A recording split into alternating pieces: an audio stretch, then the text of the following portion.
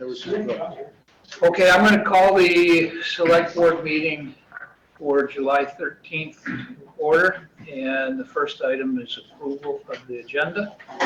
So moved. Second. It's been seconded.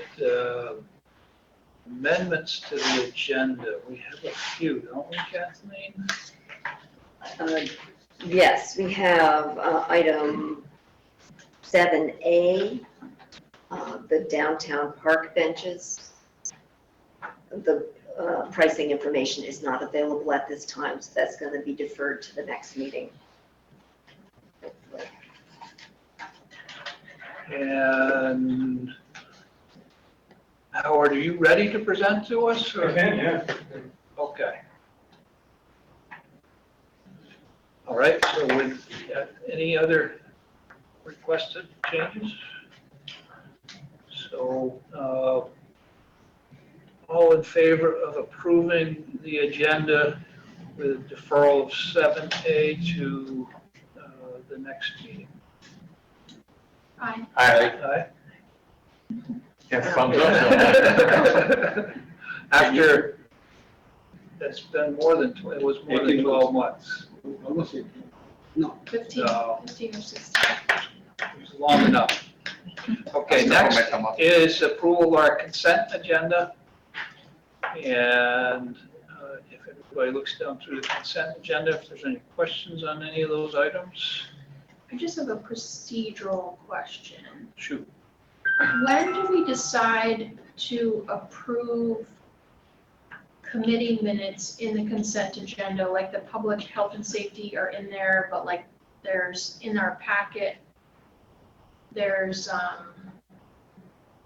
oh, maybe there weren't any this time. Okay, yeah. Maybe I was looking at another one. And see, before we weren't approving those, and now it seems like we are, so I just wondered how we transitioned to that. Because they just were part of our packet before. We didn't approve them, right? Not that it really matters, I was just curious what the change. I think we entered them into from the start when we went to the consent agenda. Okay. So I guess if we're gonna actually approve them too, I may just spend a little more time reading them.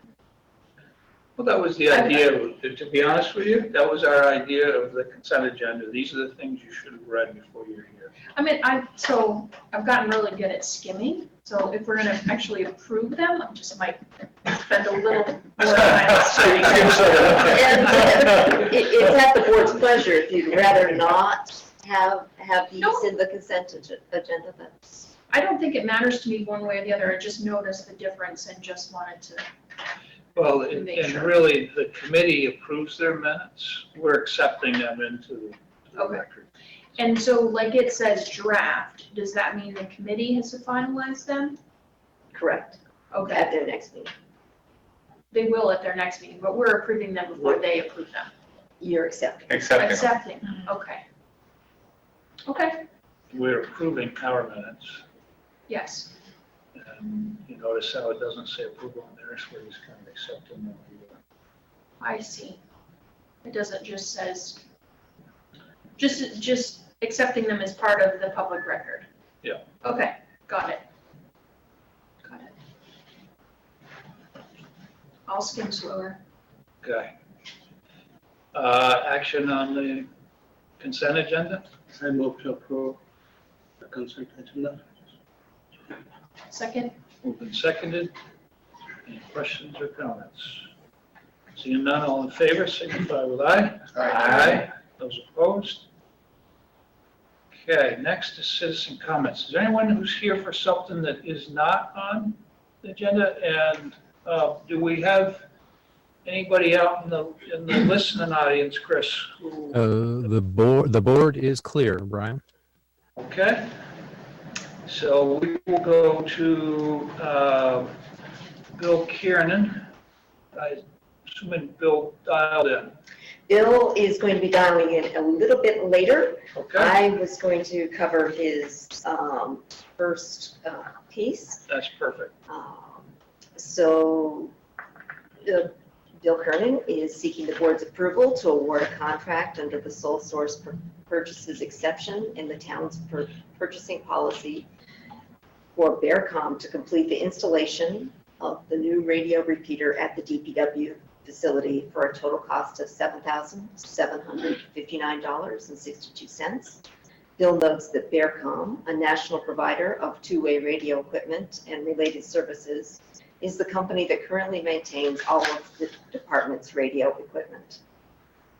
The board's most recent action on this project, which has been several years in planning, was its November 2020 approval of the expense for Green Mountain Power to install utility poles and overhead lines between the DPW facility and the ledge above the storage shed where the repeater is being installed.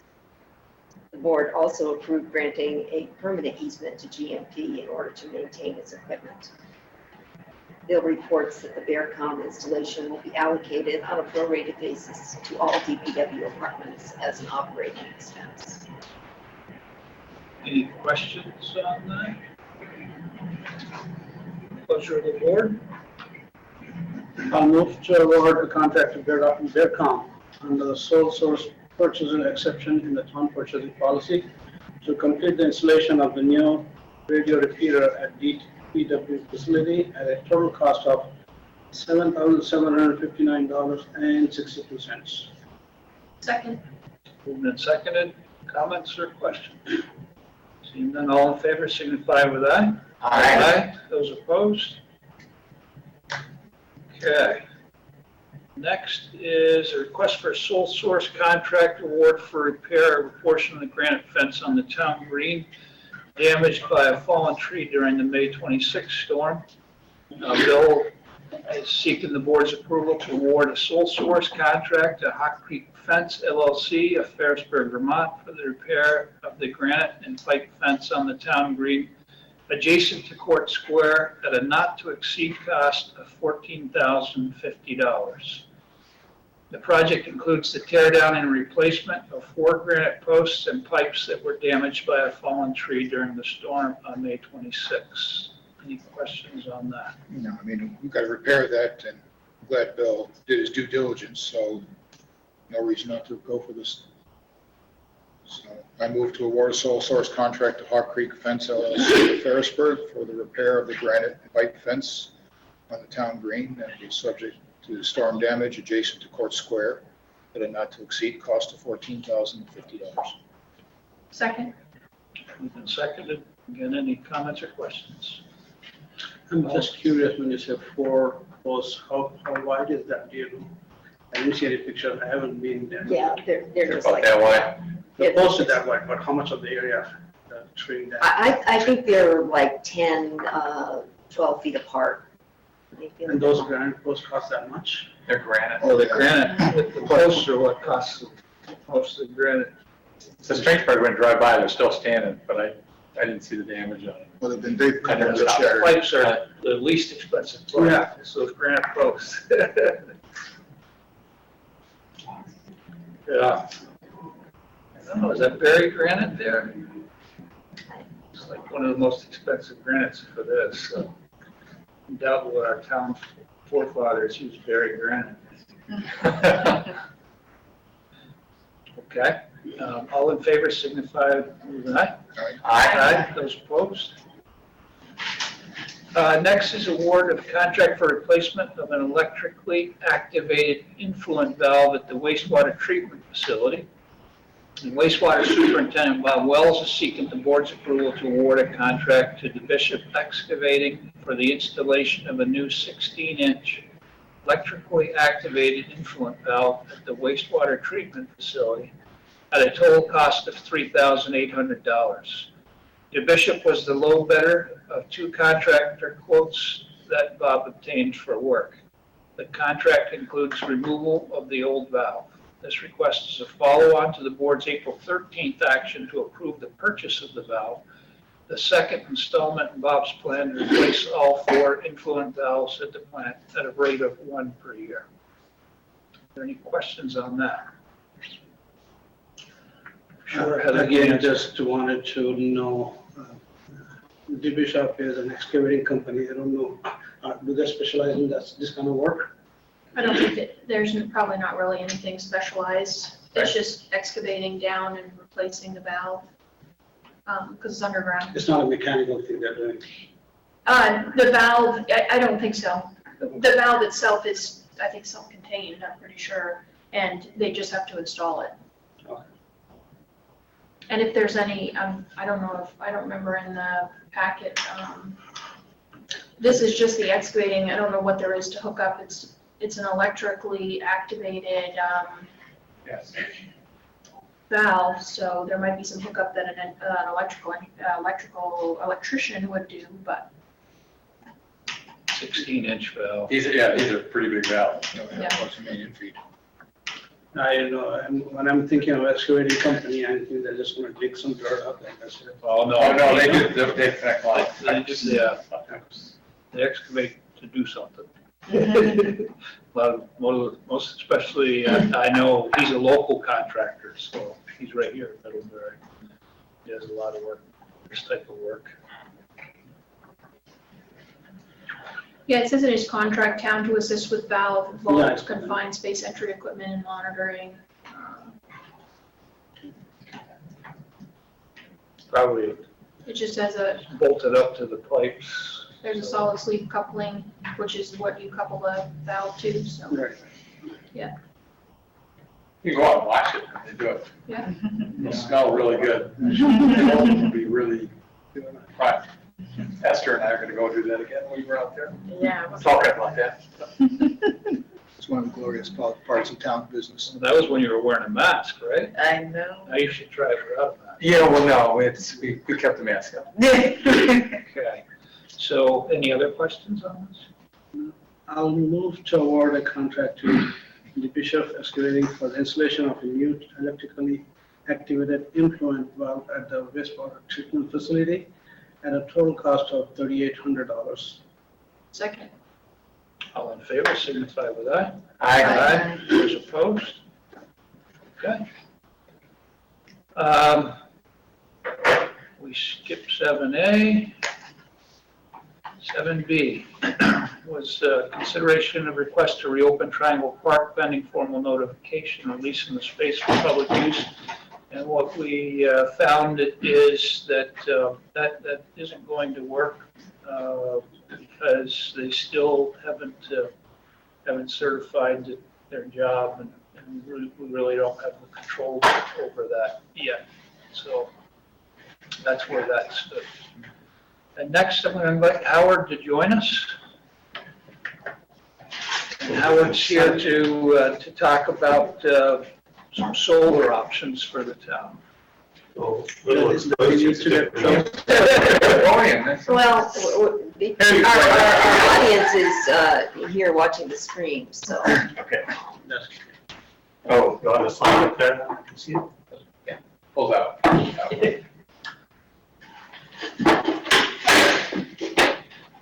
I can just read off the screen. Okay, so we came to the select board, we being the energy committee, to talk about we actually had a recommendation almost a year ago for how to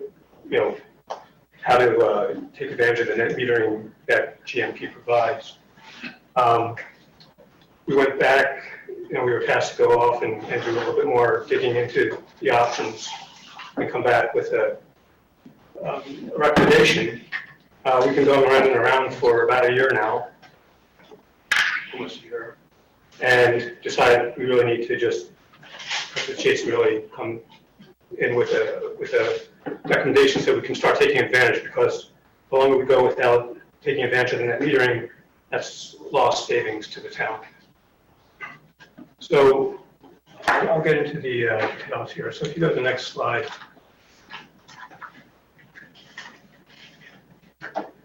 So it's the same set of objectives that we came in last time.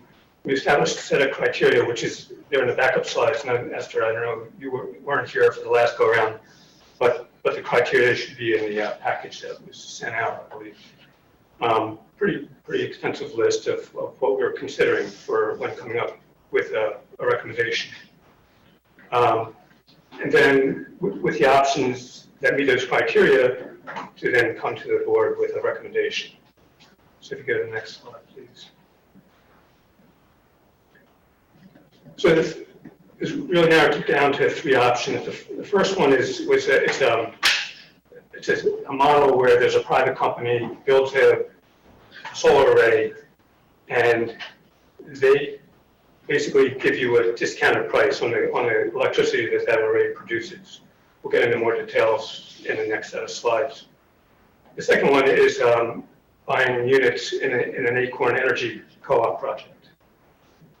When we came in last year, the recommendation was to actually see if we could partner with Acorn to actually build our own array for the town.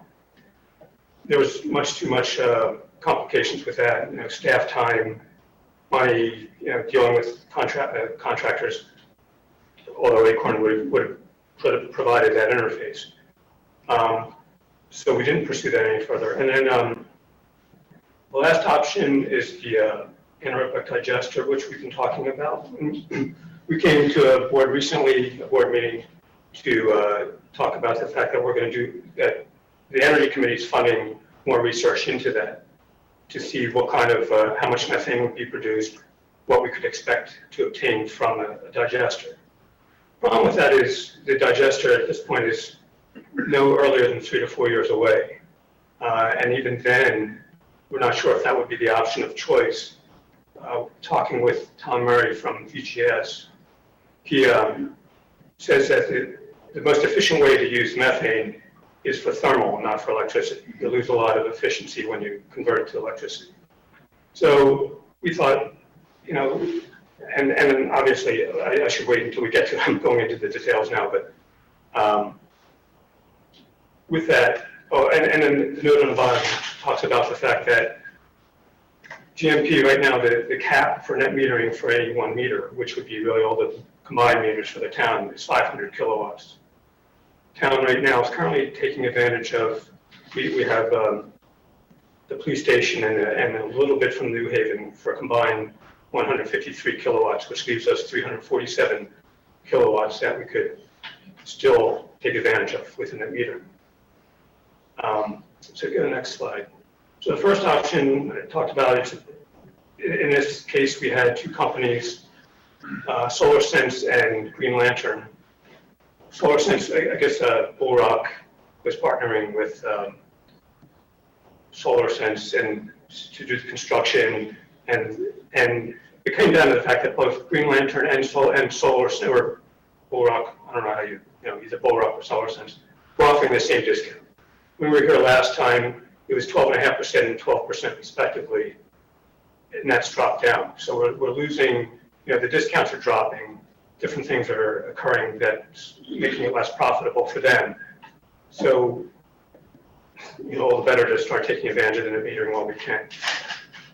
The nice thing about these options is there are no upfront costs. You sign a contract and you get 20 years worth of discounted electricity. If, whatever the array puts out, that your portion that you're buying puts out, you pay 90 cents to the dollar for the electricity. Not bad, but we think, we can do better. So if you go to the next slide, this is option 2.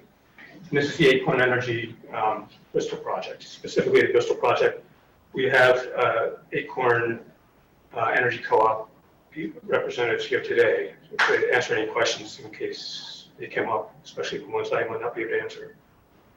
In this, you'll see them from their webpage. This identifies the savings, the return on investment that you would realize for the number of units purchased. And it gets a little bit involved with the Series A and Series B investors. The town would be a Series B investor, which means the town wouldn't even be able to take advantage of the RECs, the renewable energy credits, right? Because it's really for taking a tax advantage for them. Anyway, we don't need to get into too much detail with that. But there's, the savings, and we will see in a subsequent charts, the savings much better than the other model that we were seeing. So if you go to the next slide, the anaerobic digester, I think I already spoke to that, saying that 3 to 4 years with not too many uncertainties, it really didn't pay for us to move forward with that as a recommendation. For all we know, it could be 4 or 5 years lost savings. In the meantime, we could take advantage of these other options.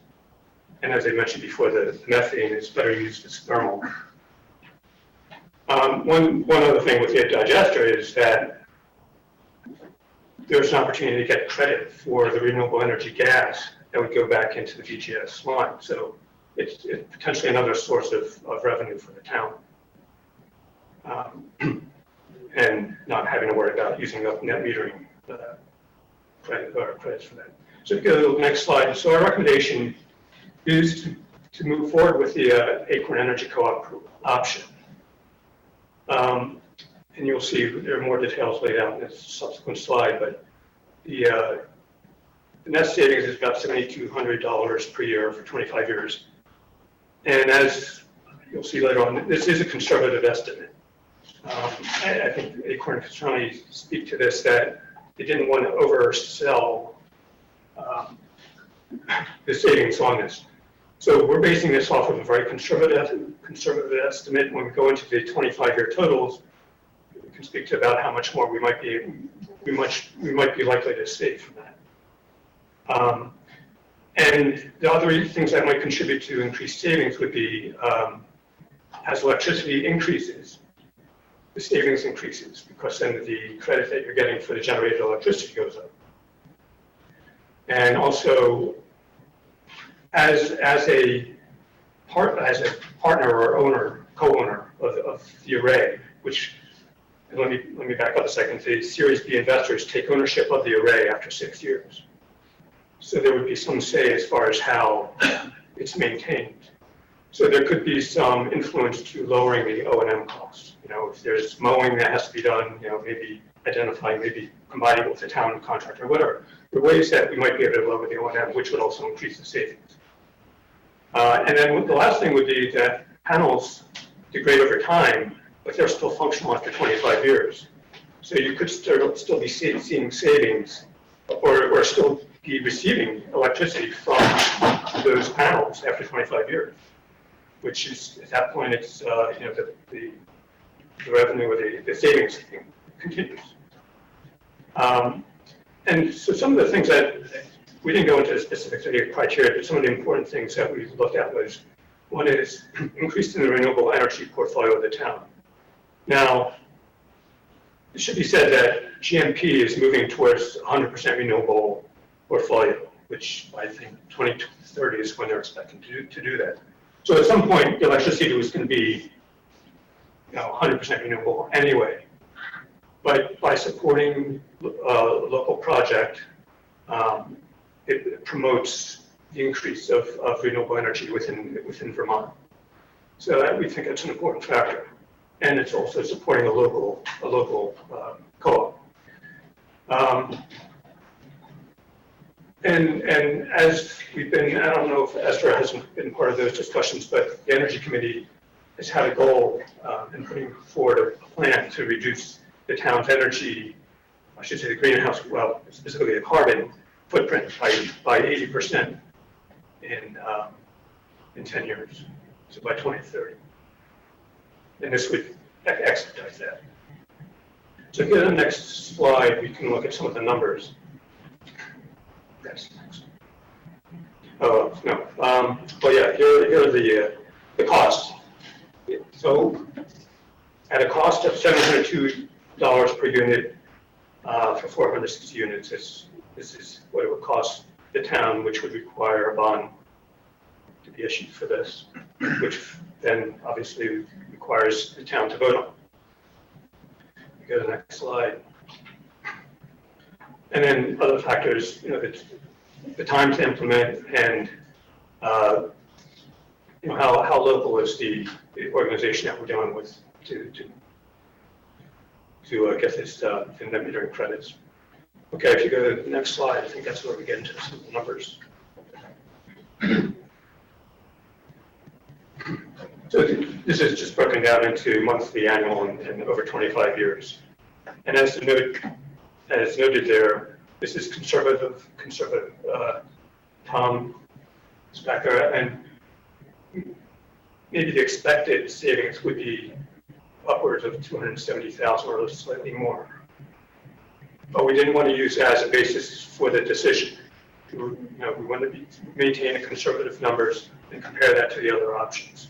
As you can see, it's almost double. I also want to thank Kathleen for taking a look at the numbers when we were going through this and pointing out some important facts that we had missed. So this is what we consider a very realistic estimation of what we would be doing with. I have a question. Sure. Can you tell me how you compute net savings? Yes. So one was to determine what the total kilowatt hours would be.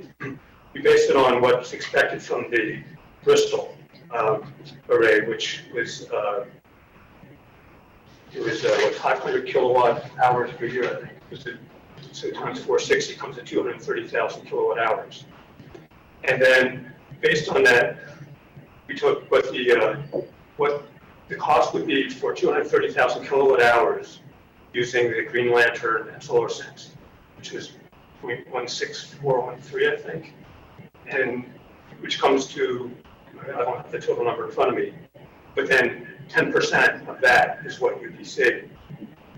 So in other words, if you took the 230,000 kilowatt hours and it came out to $100,000, is what GMP would credit you for that.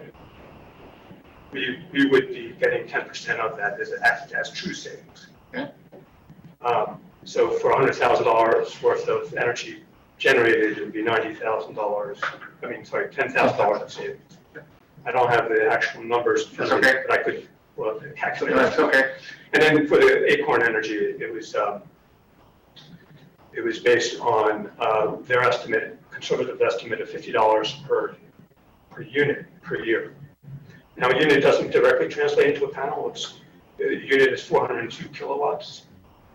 The panels themselves are 450 kilowatt, I believe, panels, but the way it's broken out is there are 1,840 units, which comes out to 402 watts per unit. So based on that, the estimated savings would be $50 per panel, per unit, per year. So 460 would come out to whatever that's $23,000 a year. So how are we calculating the cost of a bond payback? Yeah, sorry. Yeah, and you'll see that. One thing I didn't say was the $50 is net. So Okay. O&M is factored into it. So if you go ahead, you can see how the bond factors in.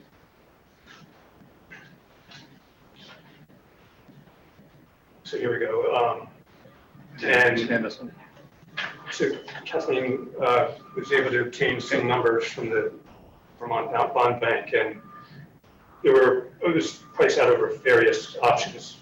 The 20-year term is the shortest term bond that would allow a net savings every year. If we went to 15-year, then the town, there would be money due by the town to cover the cost.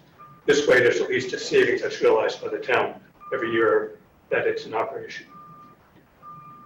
Any questions on this? No, thanks. That's interesting. So our first year, we're only saving 1,500.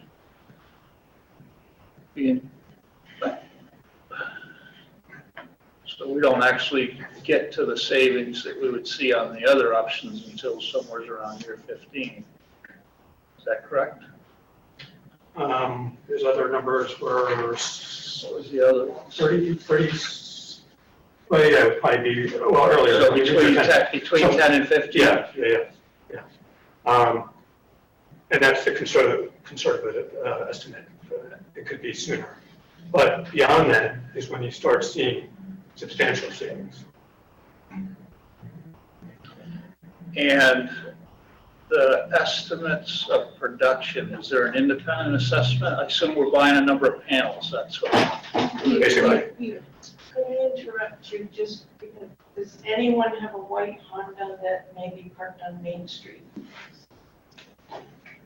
Just because the road crews are out here and it's in the way. No one here? No. Thanks, Ann.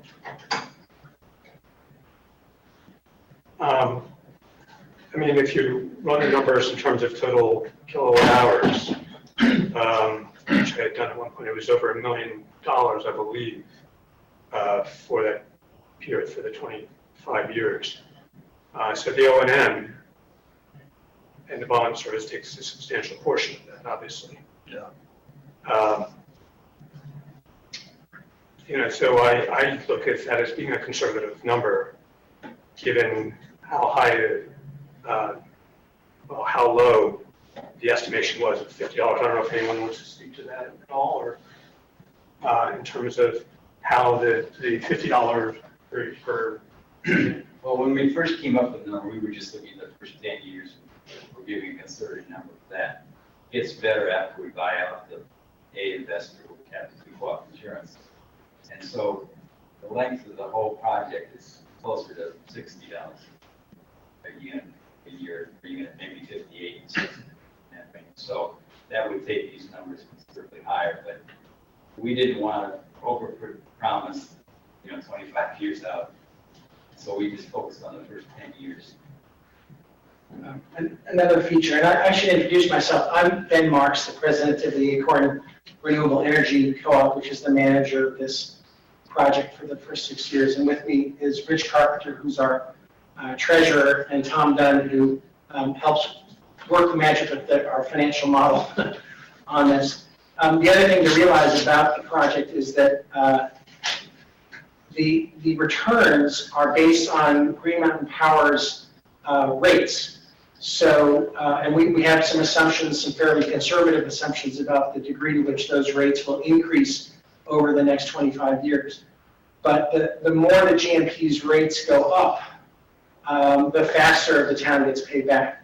So it's not just assumptions about expenses, it's also assumptions about revenues. And we can have a conversation about, why we think the numbers that are in there are conservative and where we think they might actually go, given the rollout of electric cars and the shift over to cold climate heat pumps and so on and so forth. But that's really the source of your repayment, is money that you wouldn't otherwise be spending on your electric bills. So in this particular array, we got an independent assessment of the actual energy production. Well, I'm not sure what you mean by independent. The panels that we're buying come with a certified installed rating. When we say that it's a 500 kilowatt project, that's a DC rating for the amount of energy that they could produce under perfect circumstances. And that's my question. This is under perfect circumstance. I actually have quite a few solar panels in production between my business, my home, and investment. And what the panel can and theoretically should produce versus what the weather and the location and the angles and so many other variables. There is a way to get an actual verification from computer model and what that should produce, where you're saying you're going to lay it, and the hours of sun historically, and et cetera. And so I'm just curious, has anybody done it for that? No, we haven't. What we do have is 2 other solar projects that we built. One is behind the police station here in Middlebury, that's ours. And another that we did last year in Shoreham. And we monitor the actual output. It's not a computer model, it's actual numbers based on the production values. And we found that our projections are conservative and accurate. The actual production numbers are slightly higher than what we projected. We're very comfortable with those. But if you'd asked whether we paid a third party to certify or guarantee us something, then the answer is no, we have not.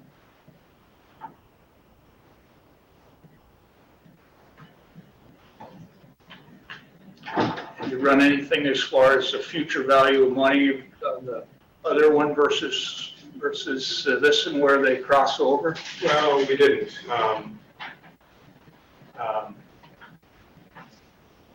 I still believe that it would be offset by the savings that you obtain later on, with the possibility of increased savings over time from what these numbers indicate. and then if you add on top of that, going beyond 25 years, potentially savings there. The other model, Green Lantern, for instance, those are 20-year contracts.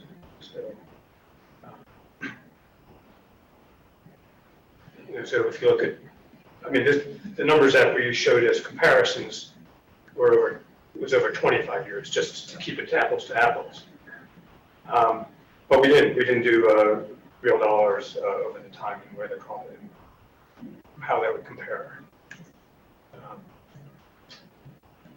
guess we could go back and take a look at that. And at the end of this, we should speak to the time frame for this because, or else I'll just speak to it now. The fact is that they're trying to sell all the units, and they need a certain percentage before they can go into construction. So as time goes on, there are fewer and fewer units available. What we'd asked for, so as not to hog too many of the units, we were going with the 25% of their array. One, because we thought that was a fair share of what the town could take. That might not be available by the time the bond voted on and if it's approved. Our thought is that we would take whatever is available at that point. So the maximum that we'd ask for would be 25% of the units. It could be, by the time things are approved, it could be 10 or 15% or whatever. But given the savings that you get from this, it still makes sense to go ahead with it. So that was our thinking there. I don't know if you want to go to I don't know what I had next on the next slide. Oh, so yeah, and this is the last slide. Knowing that we wouldn't use up, even if we had 460 units, we still wouldn't use up the remaining capacity or the remaining available net metering credits that are available. So even with this comes out to about 186 kilowatts or so. We'd still have about 162 kilowatts available for net metering. So we still are going to continue to look at other ways to take advantage of that. And maybe the hybrid would be do what we can with Acorn and use Green Lantern or Solar Central or whomever for the remaining credits. We'd like to still get in there's an ongoing assessment of the digester, so we'd still like to see those numbers before we think about the remaining credits. Do we have a deadline to get the better rates? Is it changing for this particular project, like in September? No, the rates won't change. We are offering shares of the LLC to the public under what used to be known as the Vermont Small Business Offering Exemption. So most of our investors are small businesses and families that, for whatever reason, can't put solar on their own homes or don't have space or don't own their own roof if they live in a condo, that sort of thing. We have said to folks who are investing that we're not going to spend their money on anything until we've sold 95% of the project. So that is the deadline that Howard's talking about. We're currently at about 65% sold, I would say. And by sold, I mean people have sent in deposits of 10% to hold their place in line and make sure that their units are reserved for them. And those are the checks that we're holding now in an escrow account. We expect to be fully sold out by the end of August, I would imagine, at this pace, or at least close to that 95% number. So it's not a time frame that it's not like a cost changes or the credits change or anything. It's really just a question of when people take advantage of the opportunity and send us checks to secure a place in line. Does that make sense? So I was just gonna add that there is a date in September where rates change. That's for projects that are approved after that date. So this, Okay, so it's the there's a approval of public the utility project date. commission certificate of public good that applies to this project that we received, Acorn received some time ago. Right, sorry, I didn't realize that was the question you were asking. Yeah. That rate is locked in when you make your application to the PUC. Okay. And we were granted our CPG on April 1st. So the permitting is pretty much done. We're asking for a minor amendment to get rid of some fencing and put up some scrim on the back of the array instead, but we don't expect that to hold us up. But the rates that are in here in terms of the solar adders and everything are locked in for this project for the next 10 years. Where's this project being built? The project's being built on the closed landfill behind the Mount A ball fields. So it's really, it's a great site. It's out of public view from all public roads except the road leading to the project. And it can't be seen from anybody's house nearby because it was the landfill. So nobody built with a double exposure window looking out over the landfill when it was active. Now that the landfill's closed, Bristol was looking for a way to profitably use that space, and actually their energy committee approached us and said, hey, do you think your model could work here? So it's located on this closed landfill, which is about an elevation of about 30 feet below home plate of the ball field. So if you were a batter standing on that ball field, you'd have your back to the array, which is kind of down in the gully.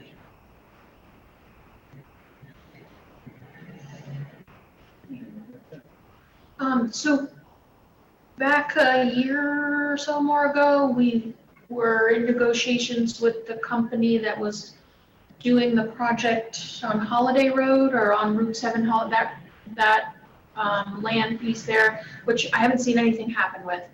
Is it totally done? Is nothing, because we had some kind of agreement with them, and I don't know how this matches, like, if their project all of a sudden went ahead, would that put us in a bad position because we already agreed to that one? But I don't think there was an agreement to reserve for taking electricity for counting towards net metering. I can't remember. Do you remember that? Yeah, I don't know, there was As far as I there know, was it- benefit to the town, like we were going to receive money It for was more like It that. was financial. It was more like a post-town payment sort of thing. Right. Okay, Not it wasn't any, Not I don't, net metering. I didn't Not a think- contribution based on the amount of energy.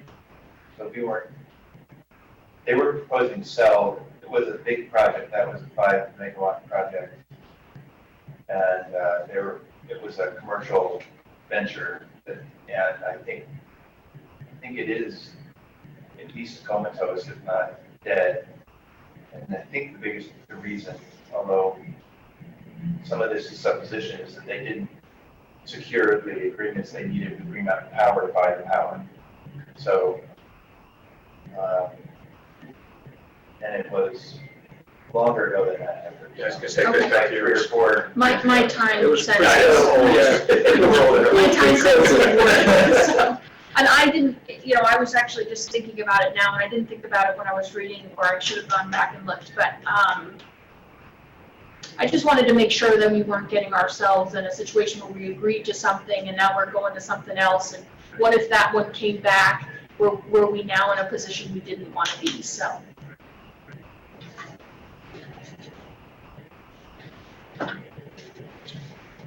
I come back to with these things. I mean, we know we've got to address these issues, but I really have a fundamental concern with 20 and 25-year periods. Because, I mean, just look at what any research university is doing on this type of thing, and not to mention all the product manufacturers, and 20, 25 years, this stuff's going to be long go obsolete. And so are we locking ourselves into something for such a long time period that we're going to be penalized in the long run by not having the advanced stuff, the latest, the best. And if we're putting so much of our 185, one of the questions I have is how much are we going to get out of this 185 kW, answer that. So Doesn't leave us a large balance. No, but, I mean, it's always going to be the case, right? I mean, It is always going to be the case. the kilowatt, the output of the panels we have at our place are 350 watts. Now they're going up to 450 watts. You know, so it's going to keep on increasing. But then that just delays you being able to take advantage of it and realizing the savings that you can achieve. So why couldn't we get into a 15-year or 10-year, or something shorter? And I know you want to see the longer, I get that part, but is that the best interest for the town as the one who would be involved as a purchaser? And I could see a certain advantage to a shorter duration, but for 20, 25 year, we're going to be light years ahead of where we are now. I mean, well, the other thing with going with a shorter term is that you have the shorter bond, right? Or maybe, I don't know if you could take a 20-year bond for a 15-year project. I don't know how that would work, but I mean, that's the current arrangement that they have. And most places, even the other models, have a 20-year term on those. The contract that you would sign with Green Lantern would be a 20-year contract. You know, so they're all thinking long-term for these things. You know, the only way around, well, I'm not sure there's any way around that. I was going to say building your own array, but then you're still dealing with panels that are going to. Well, that assumes that solar is the only way to go for that meter. Yeah, and it's hard to say what the future holds. I mean, but I'm not sure you know, can you base a decision today on what you don't know in the future? Howard, you might have a little bit of help here. Oh, sure. Yeah, I wanted to highlight one of the differences between our project and, say, the Green Lantern project. We're not asking you to commit to any particular term for owning this stuff. What you're buying is a security. It's a slice of this project. And if you decide that you don't want to be in the project anymore, you can sell the security, which represents a right to get a proportionate share of the array's production to somebody who does want it. What I can't guarantee you is what price you would get for it, but it would be based on the cost of electricity at that time and the number of years that you would expect the project to be in effect. So when we talk about 25 years or 35 years, that's the amount of certainty we have about our lease period.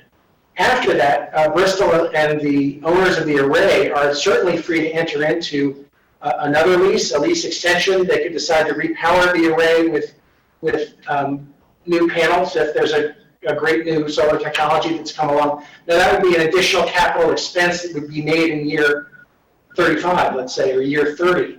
But we're not asking for any kind of long-term commitment. That's more a question of your bond repayment terms and how you recognize value from the project. But you're not contractually obligated to us. In fact, in our Shoreham project, we had a couple who lived in town here who had purchased units to power their home, and in the middle of the pandemic, they decided they wanted to move to Maine. So they agreed to sell their house, and they asked the existing members of that LLC, which is Acorn Energy Solar 2, does anybody want to buy our panels? And they set a price that was a kind of straight line depreciation, having used the panels for 1 year. And what we found, to our shocked surprise, and we can't guarantee that this would happen in the future, is that while there were 15 panels on offer, there was an appetite within the group for 65 panels when people said, oh, I'll take 5, I'll take 6, I'll take 10. Now, it's a little bit different for the town of Middlebury because you'd be coming on for a much larger portion of the project. But I just want to emphasize that we're not asking you to bind yourselves to us for any period of time. That would be a financial decision that you all made. And if you got to the period of your payback of your investment and said, we really would prefer to invest in something else for our net metering credits, you absolutely could shift it at that point or any other. You just have to find buyers for your panels, either within the project or somebody else in the GMP service territory. So there's not a market for this stuff, but I predict that there's going to be an appetite. I expect that there will be. My sense is that everybody's electric usage is going to go up as electric cars get rolled out and as people switch over to cold climate heat pumps from their existing fuel oil burners and propane burners to heat their homes. And so my sense is that even people who have their own solar panels, which they scope those projects based on their needs at the time of construction, are going to be using electricity in excess of what they've built. And we think that's going to provide an additional appetite for the units of interest in a project like this. And you all won't be the only ones. I mean, if somebody who's a natural person dies or moves out of state or just moves to a part of the state that doesn't have a GMP service, they have the same option to sell their units on to somebody else who can use them. So there's a flexibility there, which I think you'll appreciate if you're worried about future-proofing the town's options. The other question I have is the one ongoing. For those who know me, I travel extensively for work, and I see these solar arrays in places like Arizona and New Mexico, and they make all the sense in the world. In fact, when I see those solar generators you're using with the heated sodium, that is phenomenal. That is just so brilliant, and we're not going to ever have that luxury. Where does the power come from when the solar doesn't work? The situation maybe Brian was describing is the clouds come in, because I'm sitting there thinking, and I get solar, it's phenomenal where it really works well. But I'm sitting there thinking, if I was in an elevator, solely working on solar power, would I take that elevator? Go part way, and then the cloud would come over and stop between floors, and then it would come over and go up and stop between floors as the power came and goes. So somewhere the base power's got to be coming. But GMP's been working on battery backup, right? And they have lots of, And I'm familiar with what's happening with some of the battery backup. yeah, which would account for some of the sun goods. Well, I don't want to get too far afield, and the reason I start with a caution is that I love talking about this stuff. Yeah, no. I mean, we're all really curious to be all around, actually. And I'm not being skeptical. I'm really fascinated by where this is going. And when I see what's going on out there in the broader world, it's just, it's awe-inspiring. I just want to make sure we're getting the right thing for this place. Sure. Well, just one other thing I might add to that is there is a possibility that the net metering cap goes up. And part of the reason why it's where it is because the cost of solar is expensive, right? And that's one of the reasons, right? Which means you're paying more for that generation than they are for other. And so by keeping it capped, they can limit how much is actually getting generated. But if it does go up, then there are more options, and then you can take advantage of that with future technology.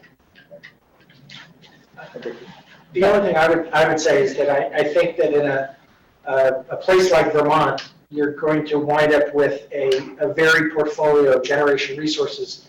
And I mean, this is not my idea. I think this is where GMP and the other big utilities are headed. So there's going to be some wind, there's going to be some hydro, there's going to be some solar, and you're going to have intermittent resources in there. And I think GMP is working furiously on how to flatten those curves. Fortunately, in terms of the Acorn Energy Co-op and this particular project, we don't have to solve that problem today. We have ideas of projects we'd like to pitch GMP that involve a battery component, but that's not this project. That's pie in the sky until we can make the numbers work. Okay. Thanks. So after 6 years, let me just understand the structure. After 6 years, the developer turns it over to us. He's taking his tax credits or whatever. So we're the developer, I guess would be the right thing to say. The Series A member, which is Co-op Insurance, will have used all of their tax credits and all the depreciation that they can over that period. And in year 6, there's an operating agreement for the company. And what it says is that in year 6, their equity, the Series A equity, flips from being 99% of the voting equity of the company, which is to protect them while they have all this money in that they're trying to get out. It flips to being just 5% of the voting equity of the company. And at that point, they have two choices. They can either stay in, which they have no incentive to do because there's no further financial benefit to staying in. There are no more cash flows to them as a result of holding that equity. or they have the right to sell it at that 5% value back to the company. And if they choose that option, then the Series B members, which is you and all the homeowners and businesses that have invested, will own 100% of the voting equity, and there won't be a Series A member anymore. This is a structure which in general terms has been blessed by the IRS as an acceptable way to do these kinds of energy handoffs, and GMP has used a similar structure because they can't really, since their rates are regulated, they can't really use tax returns. They just have to turn the money back to the ratepayers if they over-earn. Right. So they've done similar. In Panton, they did a big array where they had a private partner. The private partner took the tax credits, and GMP sort of took what was left. So would we have to come up with more to buy them out at the end of the No, I don't think so. The IRS rules keep us from setting a value today of what that 5% would be worth in 6 years.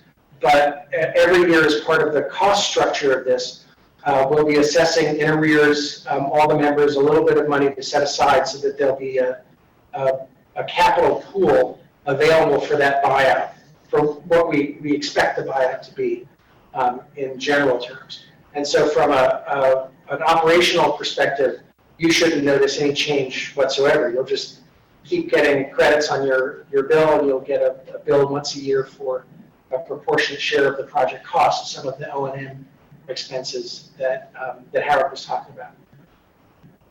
And how long is the land lease? How long, so we would own it, and how long do we have without having to renegotiate a land lease? The underlying lease is 25 years, and then there are 2 5-year extensions at the LLC's option. So effectively a maximum of 35 years. And I would guess that if everything's going well, there'll be a renegotiation somewhere between the exercise of those 2 last options. If it's not going well, you wouldn't exercise the option. You just say, okay, it's year 25, it's not working, we're done. And do you, as the developer, have the responsibility to deal with the equipment at the end of that period if we were to walk away, or do we as an owner? So I only want to get as far into the weeds as you want to get. But I think we need to know all these things. Sure. Bring it before we make a decision to recommend to the town. Frankly, I'd like to see I'd like to see a pro forma for this project. Sure. You know, that's very simplistic what we just looked at. I'd like to see what kind of estimates you're providing on O&M and stuff like that, and what you as a developer are taking as a return. Yeah. We have all those materials. We're happy to provide them to you. There's always the danger of sort of plunging people in at the deep end with a lot of detail, but we have a 70-page offering memorandum that has financial projections, and we have a financial model that we're happy to share with you, so you can be looking at the same numbers that we are. So having said that, let me clarify a couple of things. We are, in a technical sense, the manager of the project for the first 6 years. After the first 6 years, the Series B members, who now have all the voting power, can get together and decide to fire us and hire somebody else, or they can self-manage it. This is what Howard was talking about in terms of controlling expenses. Our management fees per year are not that high, but you'd certainly be welcome to shop that responsibility around to somebody else, or maybe the town would want to bring it in-house because you figure you've got competent managers here already. I don't know, that's a question for a future moment. Yeah, we're pretty good there. But in terms of our role, we get a development fee when the project goes on, and then we get a small management fee, which is really meant to cover the administrative costs. We have one part-time employee, and part of what her job is to make sure that everybody's percentage of the project is accurately reflected on GMP's books, and to serve as a point of contact for customer service stuff. So that's what our management fee really does, is fund that person's job. But we'd be happy to be transparent with you about all that stuff. We have plenty of investors who've asked for it, and we'd be happy to provide project. And he was also specifically asking about decommissioning. Right, decommissioning. So unlike a project that is put out into a hayfield where there are posts that are driven into the ground, because this is on a landfill, we're actually prohibited from piercing the landfill cap. It's got very specific engineering. So our project is going to sit on top of the landfill on concrete, with concrete ballast. So the ballasts sit on the ground and the panels are affixed to the ballast. When the project is over, the process of decommissioning is not more expensive than just sending out guys with wrenches to take it all apart and cart it away. So there's no earth that needs to be moved. There's no physical restoration of the land that we anticipate is going to have to take place. And we actually think that if the project were decommissioned in year 25, that there'd be enough salvage value to the panels, which will still be producing about 85% of their rated electric capacity to offset most of those costs. So in terms of decommissioning costs, we don't anticipate it being very complicated, and we have multiple people who assure us that there are good reasons to think that the panels will still be operational and worth something to somebody at that time. Questions? The only other question I would have of you, Howard, is I did see a proposal about from the Friends of Middlebury Hockey, and how does this fit in with that? We're looking at this as separate. At this point, Friends of Middlebury Hockey, and they've been in some discussions. We're actually going to meet with Dave Cole next Wednesday to have some discussions there. There's still a lot of uncertainty there. I guess my question is, and maybe, I don't know if maybe Kathleen, I don't know if you can answer, the meter that's, is that a meter that's separate from the town, in which case it's a separate 500 kilowatt cap? That's not, is that a town meter that would count, that would be included in the group of meters that the town has? Or could that be looked at as having a separate 500 kilowatt cap? Either way, I think they were looking at a 200 kilowatt, between 150 and 200 kilowatt system, which would potentially use up the remaining meter we had. The only thing is, the benefit was they're trying to save their electric bills, right? I mean, that's why they're looking at that, because they're paying what, $50,000 a year in electricity for this sports center. So I'm not sure how that necessarily fits in with the town and what counts against what. We need to find out about that. But right now we're looking at them as being separate. Okay. I don't know. That's why I was asking. Yeah. We'll look into that. Yeah, and with the uncertainty of that at this point, right now the committee or whoever Dave approached, they're sort of balking at that right now because of the cost it would take to support that. And I believe, well, they might have even, have they spoken to you, I guess? I don't know if they're on our list. Tom, do you know if we've spoken to the? I think Dave might have spoken to Dave Cole. Yeah, I don't know, but either way, yeah, I wouldn't factor that into this decision. Okay.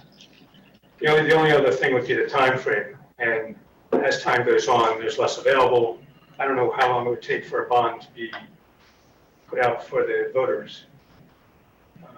So I'm not sure if we're looking at no earlier than the end of August. I'm not sure what kind of. We are not looking at earlier than the end of August. That's what I figured, yeah. So Right. it's hard to say what is available at that time. So, I mean, I'll just tell you how we've been offering this to members of the public who've come to our information sessions. We told them that they can hold their place in line by making a 10% deposit, which is $70 per unit that they want, and that option is certainly open to the town. It is non-refundable though, so if you pull out and we've lost the opportunity to sell those units to somebody else, that deposit is not refundable to you. If the project doesn't go forward for some reason, of course it's refundable, but it's I understand that you're spending public money here, and it's not as if you're reaching into your pockets and saying, sure, I'll make a deposit with my own money. So I guess the trade-off in terms of risk is that if without that deposit, we wouldn't really be able to set aside any panels for the town, and we'd have to assume the worst and continue our own marketing efforts, which are incremental but steady over the last couple of months. Yeah. How many panels are we talking total? For the town, for 460 units. Yeah, that, we're not making a payment like that, I can tell you that. I totally understand. I just want you to understand how we're structured. We did have an internal discussion about it, but it's a question of fairness to the folks who've already sent in deposits, So we could theoretically go through the process of a bond vote and then not have any panels to buy is kind of what we're saying. That's the risk.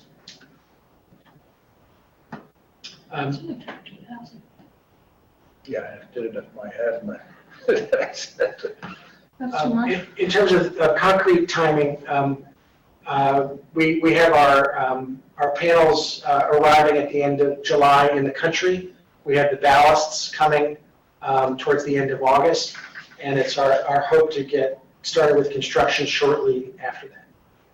And the reason why it has to be sort of this year is that the concrete that we're using doesn't set in the winter. So once it gets to be November, December, we've lost the year in terms of construction. Yeah. We just can't. You can add stuff to concrete to make it set in cold temperatures, but not in our budget.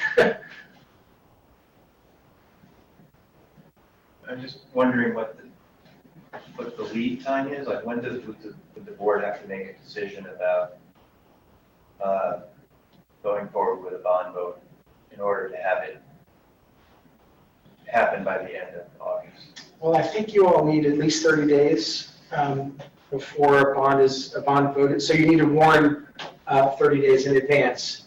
And you have one more meeting this month on the 28th. So if you were to approve a warning on the 28th for a vote towards the end of the next month, and that were approved, I think that would work for us, but we probably couldn't wait for a December bond sale in order to get cash, because we're literally using the cash to build the project.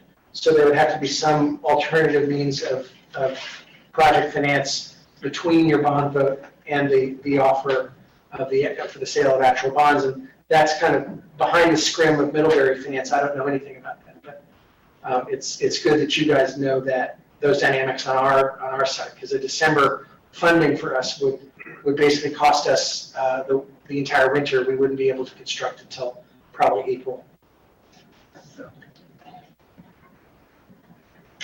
Any other questions to the board? I certainly don't have the information I need to say yes. I don't want to say no. As Ben points out, this decision can wait till your next meeting. You've asked for several items from Acorn. Yeah. And need them relatively soon because there are so many things both board-wise and professionally-wise in our And there's going to be more discussion when we get to the item for the special town meeting about the details of that. Well, we can get you the prospectus tomorrow. I mean, there's no reason to wait for that. Those materials are, I don't want to say locked in stone, but they have to be approved by the Department of Financial Regulation before we distribute them, so we don't change them gratuitously. And we're happy to answer any questions in the interim that you have individually or that you want to filter through Howard, if that's more convenient. The other thing I should say is that we're all volunteers. I mean, the Acorn Renewable Energy Co-op is member-owned, but it's run by a volunteer board. And so we don't do this for our own profit. We do this because we think solar is important and we think individual ownership of solar is important. There's kind of a gold rush going on right now. At some point, it's all going to be built up. So this is a chance to own a piece of that pie. and one we think is going to be returning. I think there are very few investments you'd be called upon to make that would return value to Middlebury in a steady way like this over the decades. Mostly you spend money on stuff that depreciates, but this is going to be providing you with a rate of return. Anyway, that's our pitch. Rich, did you have any closing? Yeah, I just wanted to, I realized in looking around the room, first of all, it's a different room, but about 11 years ago, members of our board met with the select board to discuss a project behind the police station. And we entered into an agreement whereby we would, in lieu of lease payments, pay a certain amount per kilowatt hour that was allocated to the town. And over the course of the intervening 9 years, that amount, which we thought would be about $1,000 a year, has been north of that, some years, as much as $1,200, but I'm averaging more than 1,000.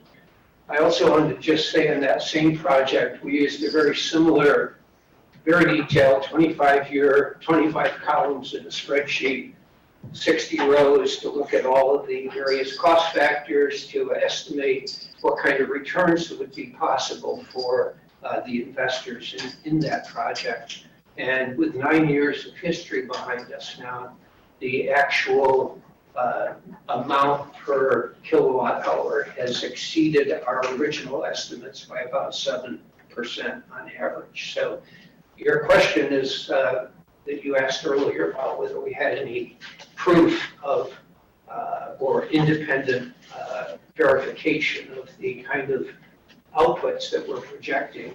And, you know, as Ben said, we don't, but we've tried throughout to be very conservative in all of our estimates. And at least the 10-year history of the project behind the police station bears that out. Yeah, and I appreciate the conservative estimates. You know, some developers will come in and they're not so conservative. And I guess I'd forgotten it's an all volunteer group. So if you're doing it through altruism here and trying to do something good, you're probably not trying to sell us a bill of goods the same way should be. So, but I would like to see the pro forma. Sure. I think looking through that and digesting it will help the board have a little higher level of comfort before we go to ask the taxpayers to pay for a bond. What's the most efficient way to get that to you? Is it sending it? Email to Kathleen. To Kathleen, okay. Yeah. The other thing that I'll say, just about our business model, and I won't take more than 15 seconds to say it, is that we try to develop these things as a win-win-win all the way around. So the idea is find a town that wants this in a particular place. There's not a big legal fight over the aesthetics or how it looks.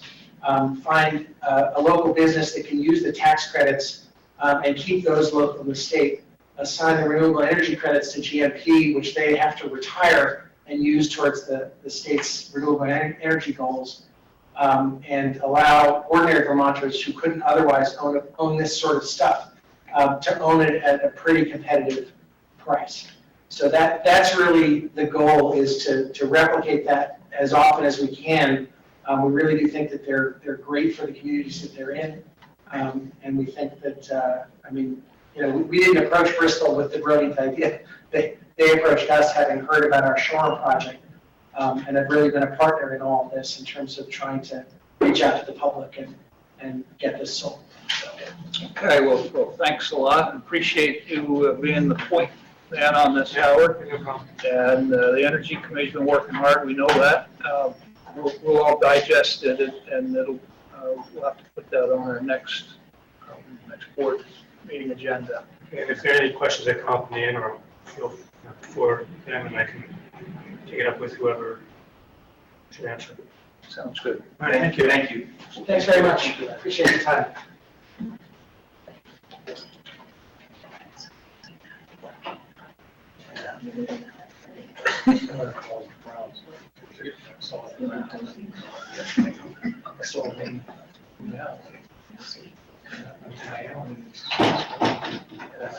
I wanted to buy, I can't get it on site. Yeah, yeah. I don't think we're getting Yeah, it's too expensive. Seems like it's. Yeah, I got the roof, but that's how it should happen. Cedar Shake. So, see, this. Okay. So some. Yeah, I don't know how many panels the house takes. Next, there is a discussion on Jeremy and Liz Parker's request to cross town right of way with a proposed driveway to access the proposed Parker homestead and Forest Farm off Washington Street extension. I don't know if you saw Jen's, the email that Kathleen sent us with some other options, but are you Liz? No? No, I'm Jean Terwilliger. I am the Parker's architect. Oh, that's, we And met you on Zoom. did meet me. on Yes, I'm Zoom. sorry. Yes, and Jeremy is also on Zoom, I believe. But I decided, since you're meeting in person, I'd be here as a reference if needed, but Okay. we'll let Jeremy take it away. Well, I think we're going to start with if Jen. needed. If Jen, do you hear us, Jen? I can hear you, I'm here. Okay. You want to give a preamble or thoughts on this? Yeah, I'll just roll you into the conversation quick. So this is you meeting again to discuss an application by Jeremy and Liz Parker.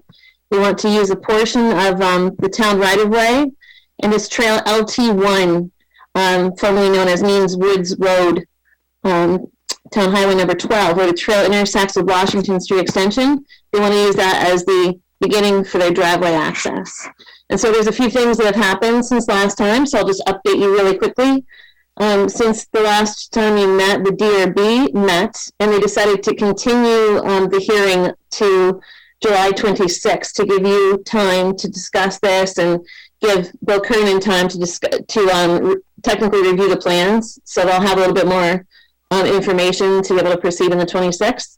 On the 26th, they'll also be reviewing the plans to look at the driveway alignment, because the driveway is sort of the DRB's purview, and then the access itself is sort of Select Board and Public Works purview. And then since the last time, engineering drawings were submitted for the access in the drive. They were civil engineering drawings based on a 1981 survey by LaRose Surveying. Jean let me know that she was also able to schedule a survey that would be performed later this month. And that survey is to reset some pins that were missing. And it'll just add a little bit more accuracy to their plans. You can disagree with me later if this has changed, but as I recall, when we talked about it, she thought it might move the driveway 3 or 4 feet, but nothing too major. And then Bill took some measurements and determined site distances in the field. And a site distance, of course, is when you're at a driveway and you look in either direction, you see how far you can see from that driveway. And he has some metrics for measuring what the site distance is supposed to be, according to some design standards that he uses when he issues these permits. And then Bill actually drafted a work in the right-of-way permit that you found in your agenda notes. Also, we were able to speak with our counsel. He reviewed the documents. He agreed that the select board has the authority to be making a decision about whether or not to lend use of their right of way for this purpose. And he suggested some language and conditions so that if the select board chooses to grant approval tonight, you've got some conditions and language to review in advance. So the purpose tonight, I think, is for the select board to discuss the application and probably hear any comments that are out there related to the application. And then as the notes state, you're asked to make a motion at the end of this, either to approve with conditions as stated in the original agenda notes, to deny, or to move to your next meeting. And if you did that, then I guess that would give staff some time to work with council and the applicant a little further to actually draft an agreement for you to review, rather than review some conditions. If you have any other questions, I'm here to help out, but that's sort of getting you set up for your conversation, Brian. Okay, thank you, Jen. Uh, Which one? Oh, wait. Duster, no? You sure? Yeah, speak Okay. up. Hi, Jen. So, one of the things that occurred to me when I was reading some of the comments from property owners and people concerned about it was information that John Reynolds had requested use of the right-of-way or possibly even the original road before it was declassified, and the town denied it. And so one concern I have is that if we've made denials in the past and now we make approvals and those denials were based on safety concerns, has enough improvement been made to safety to justify approving it now? And I don't know that I have that information to make that decision.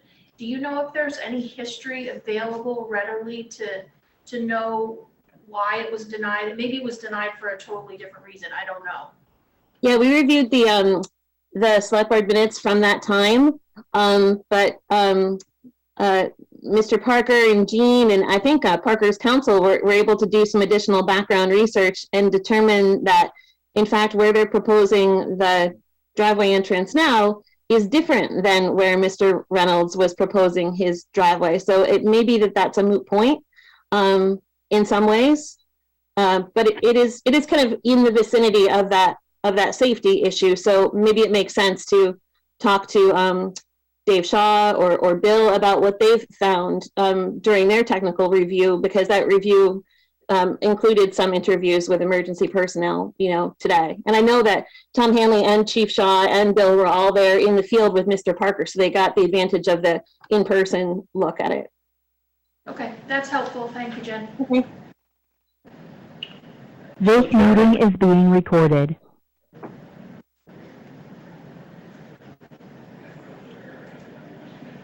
Jeremy, would you like to speak to the board? Sure. Sorry, my computer's doing something weird here. Yeah, to the point about the 1999 or 2000 decision to reclassify the right-of-way from Class 4 road to trail, one of the missing pieces of information in doing my research originally was the recorded map number 882, which is the LaRose survey referenced in the documentation.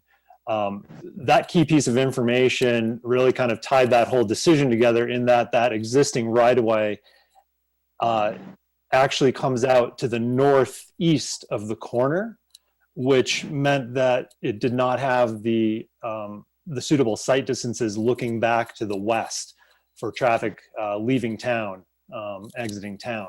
And so that kind of made a lot of sense with regards to why it was denied at the time, or why it was looked at as such a safety concern at the time. Where we're looking to access, again, is at the top of the hill, on the apex, both horizontally and vertically of the corner, so that we can achieve those minimum required sight distances and a little bit more than is needed. At the time, obviously, that wasn't able to happen because that is our frontage and our land, not the town right-of-way. So I think that was kind of that key piece of information from that determination to what we are proposing now. Okay, any questions from the board?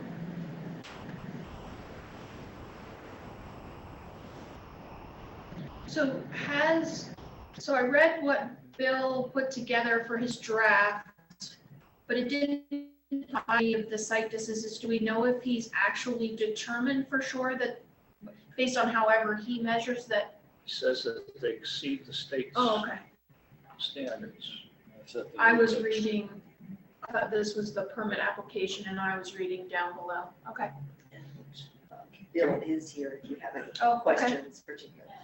Can we ask Chief, about what, he was at the site visit and about emergency services and considerations of safety at that apex of that hill? Yes, so I did participate in the site visit with Tom and others.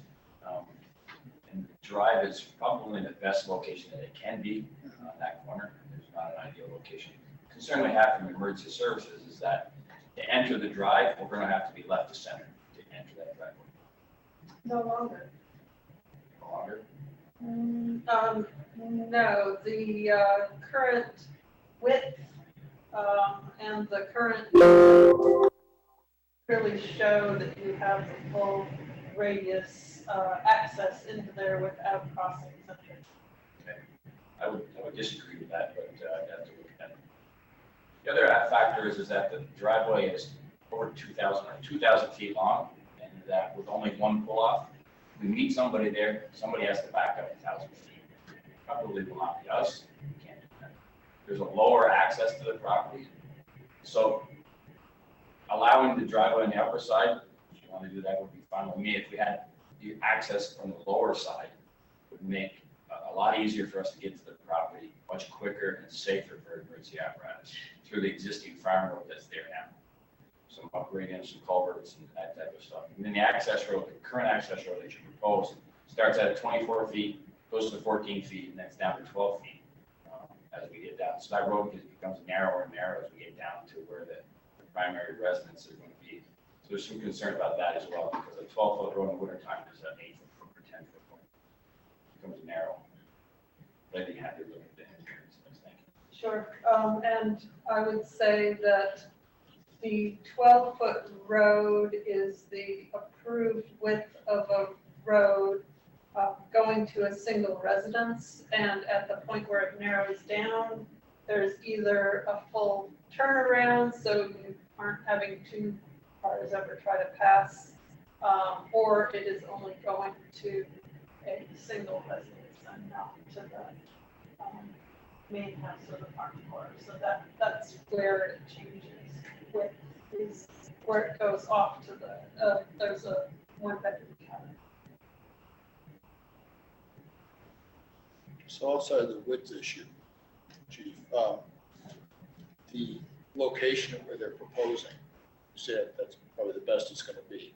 For the drive, for sure, yes. Yeah. Line of sight is the best spot. There was some talk at the site visit about moving it to the east, more in the line of sight quickly disappears from the opposite direction. It's by far the best spot. Well, Mr. Parker mentioned the apex, that suddenly changes the equation in my mind. Quickly. Yeah, quickly. So that's part of it is, doesn't work for you as far as getting in. I realize the driveway width is a different issue altogether. But it's that key point of that interchange. Yeah, I mean, I think they've done the best they can do with that situation, as long as the approach to the road is level with the road for a distance where we're not going up onto the road. We've talked to them about that as well. Okay. And then the other problem lies is that 10 years from now, that access road is still accessible to heavy equipment. And that typically doesn't happen in the town of Middlebury. You can drive down Holiday Road and see numerous driveways that are 1,000, 1,500, 2,000 feet long that we can't even begin to get apparatus down it. So that's not their issue, it's a town issue to somehow maintain access a decade or a decade and a half later, because the property will certainly change 10 or 15 years from now, but the demand for emergency services will probably increase. Right. Is this a paved apron, the beginning part of the driveway? First 24 feet.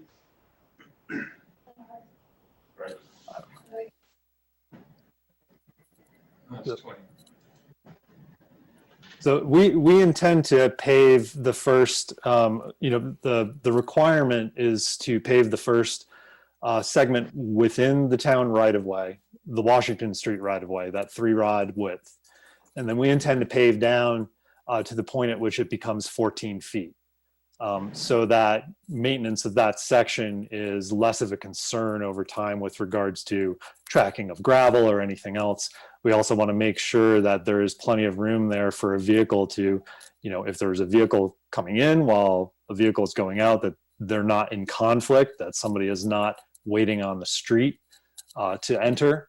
And so our intention is to provide that. So again, it meets all the requirements for emergency vehicles getting off the road safely and, getting back onto the road safely as well.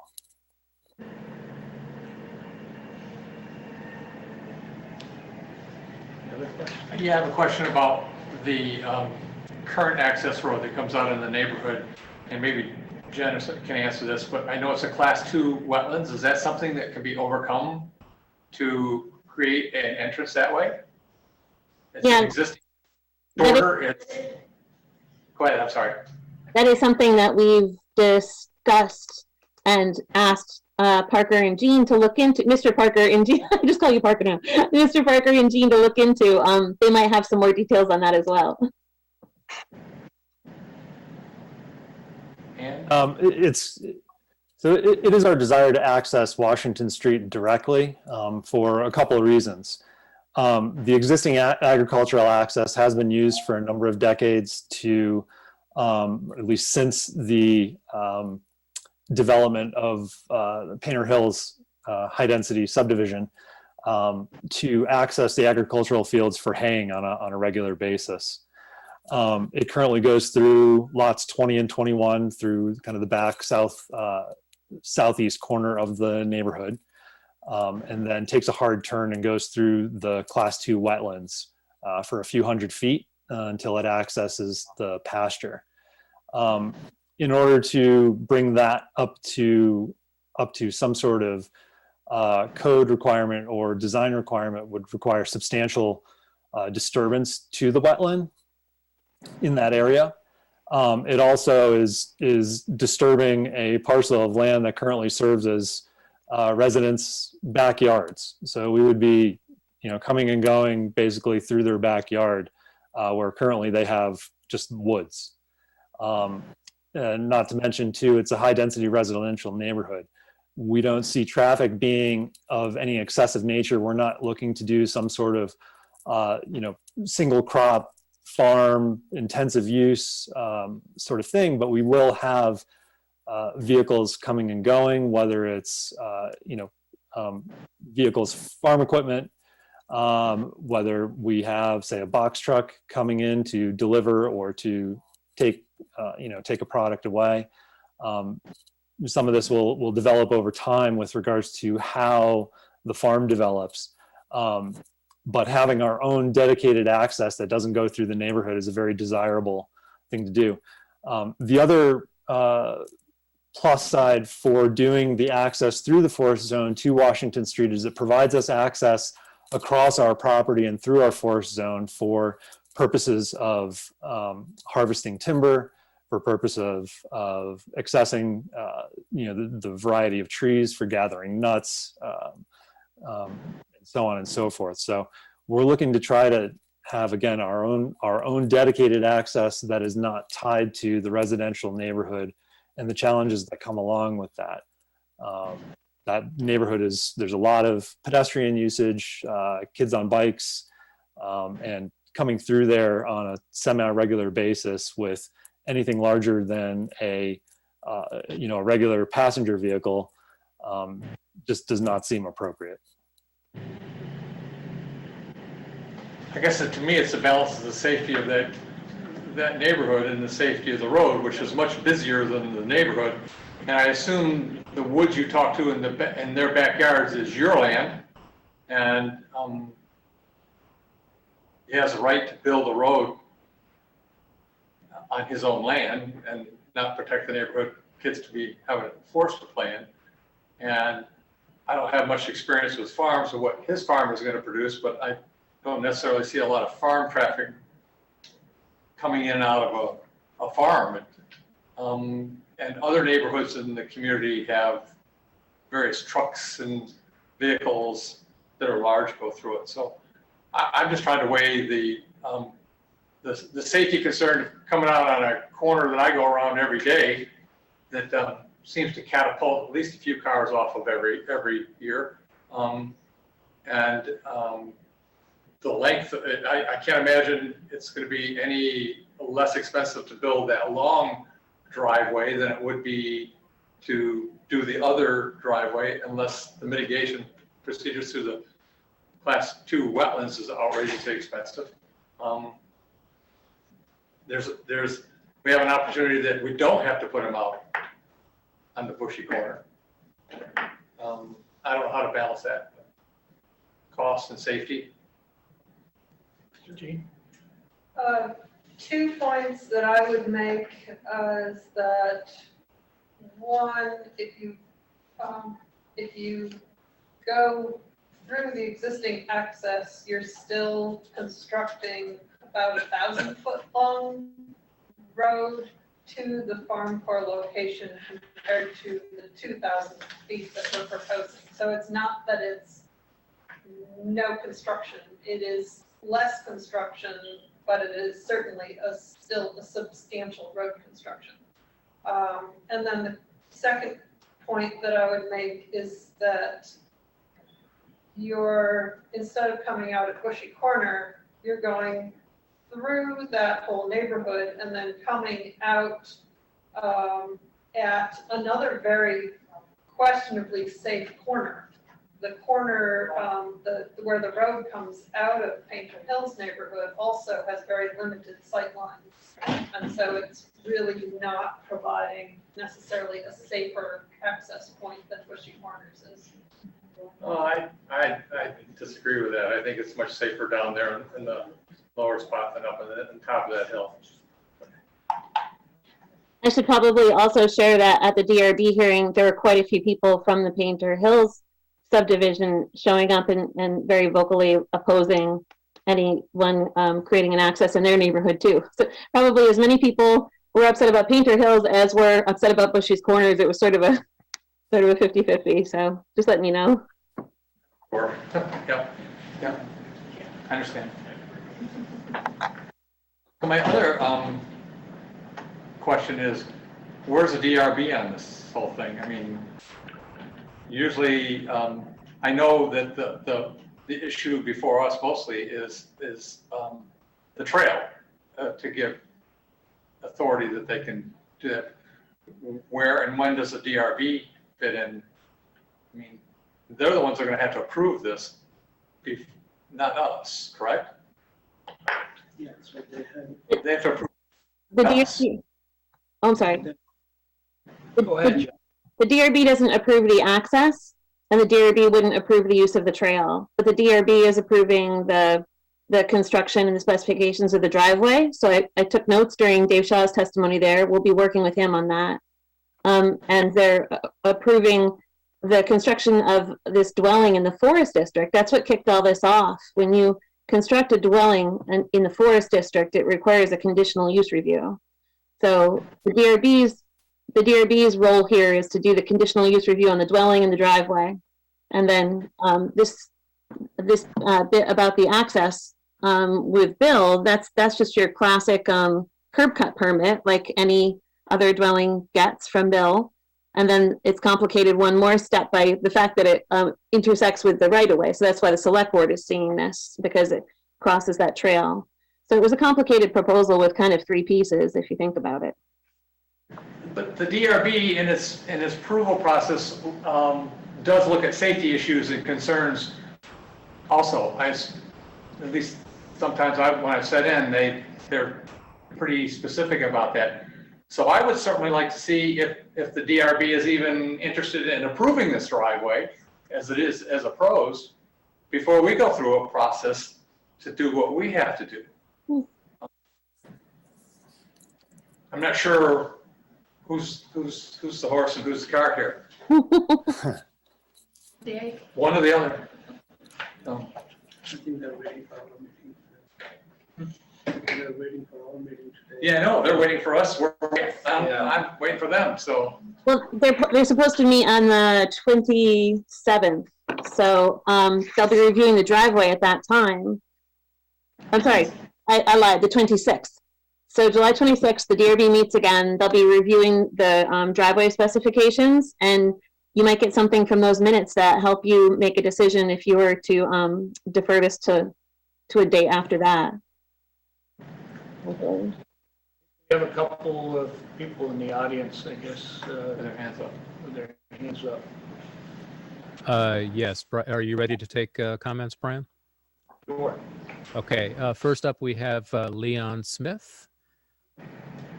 Leon, go ahead, please.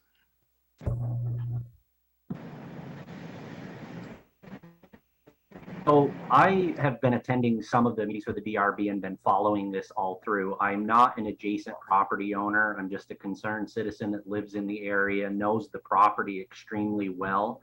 For over 10 years, I've hunted the property, hiked the property, been all over the property.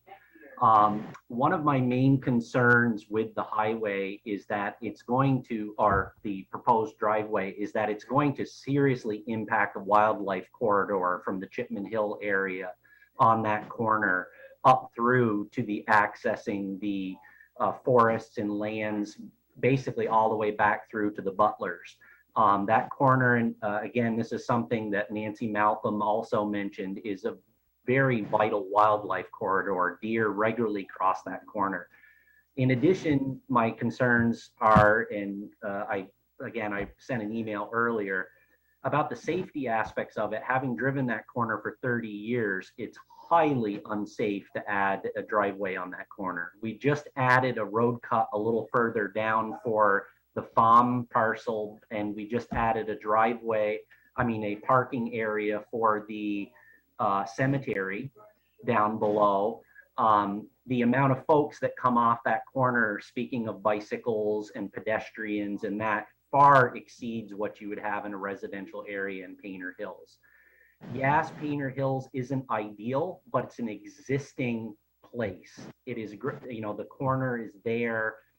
How we would benefit by adding an additional dangerous corner, I don't know. Again, with the stated goals of, which Mr. Parker's goals seem to be very, very good in the sense of environmental soil conservation and that, but putting a half-mile road through a forested area that's a wildlife area and then up through some very significant ledges, and that doesn't really seem in line with that. The last thing I would say is about the John Reynolds part. I know John. I've known John for many years. He's a family friend. John is a very unique individual if you've ever met John, and I don't know the exact specific deal that was made with the 99 and 2000, but I do know that essentially he sold his property to the town because the town nixed the possibility of using that corner and essentially said that we're never going to allow anybody to use that corner again by changing it to a trail. And for the town to reverse that, I think would take some really compelling reasons to do so. And I think if they were to reverse it, it would be a pretty big injustice against Mr. Reynolds. And the fact that he ended up selling land because back to the town because he wasn't granted a right of way. There is an option for Mr. Parker to use the right of way through Painter Hills. I think exploring that further and going through that would be better. I'd also point that there are wetlands there on that corner that are going to be impacted. They may not appear on the map as Class 2 wetlands, but they contain the same flora and fauna, cattails and that are present in other wetlands. So again, I don't see how making a new problem or a new set of problems resolves anything. But that's just my 2 cents. And I'll let the board make their decision. Okay, thank you, Leon. Brian, we also have a comment from Nancy Malcolm. Okay. Nancy, go ahead, please. Hi, thank you. I just wanted to clarify something, that Painter Hills development is now considered high-density residential. However, when it was done, it was a plan unit development, and it was actually more not lower, but middle residential development. And when the Planning Commission a few years ago, they tried to make it so that there wasn't spot zoning. So instead, they included that entire area in high density. But in actual fact, it was developed and is developed and it won't be developed in any other way as high density. And that right of way was there far before the planned unit development was put in, and it was used as a farm area and access even when the residents were first there. So calling it a high-density residential is really not exactly the way it is presented. So, and I appreciate Mr. Smith's comments. Thank you.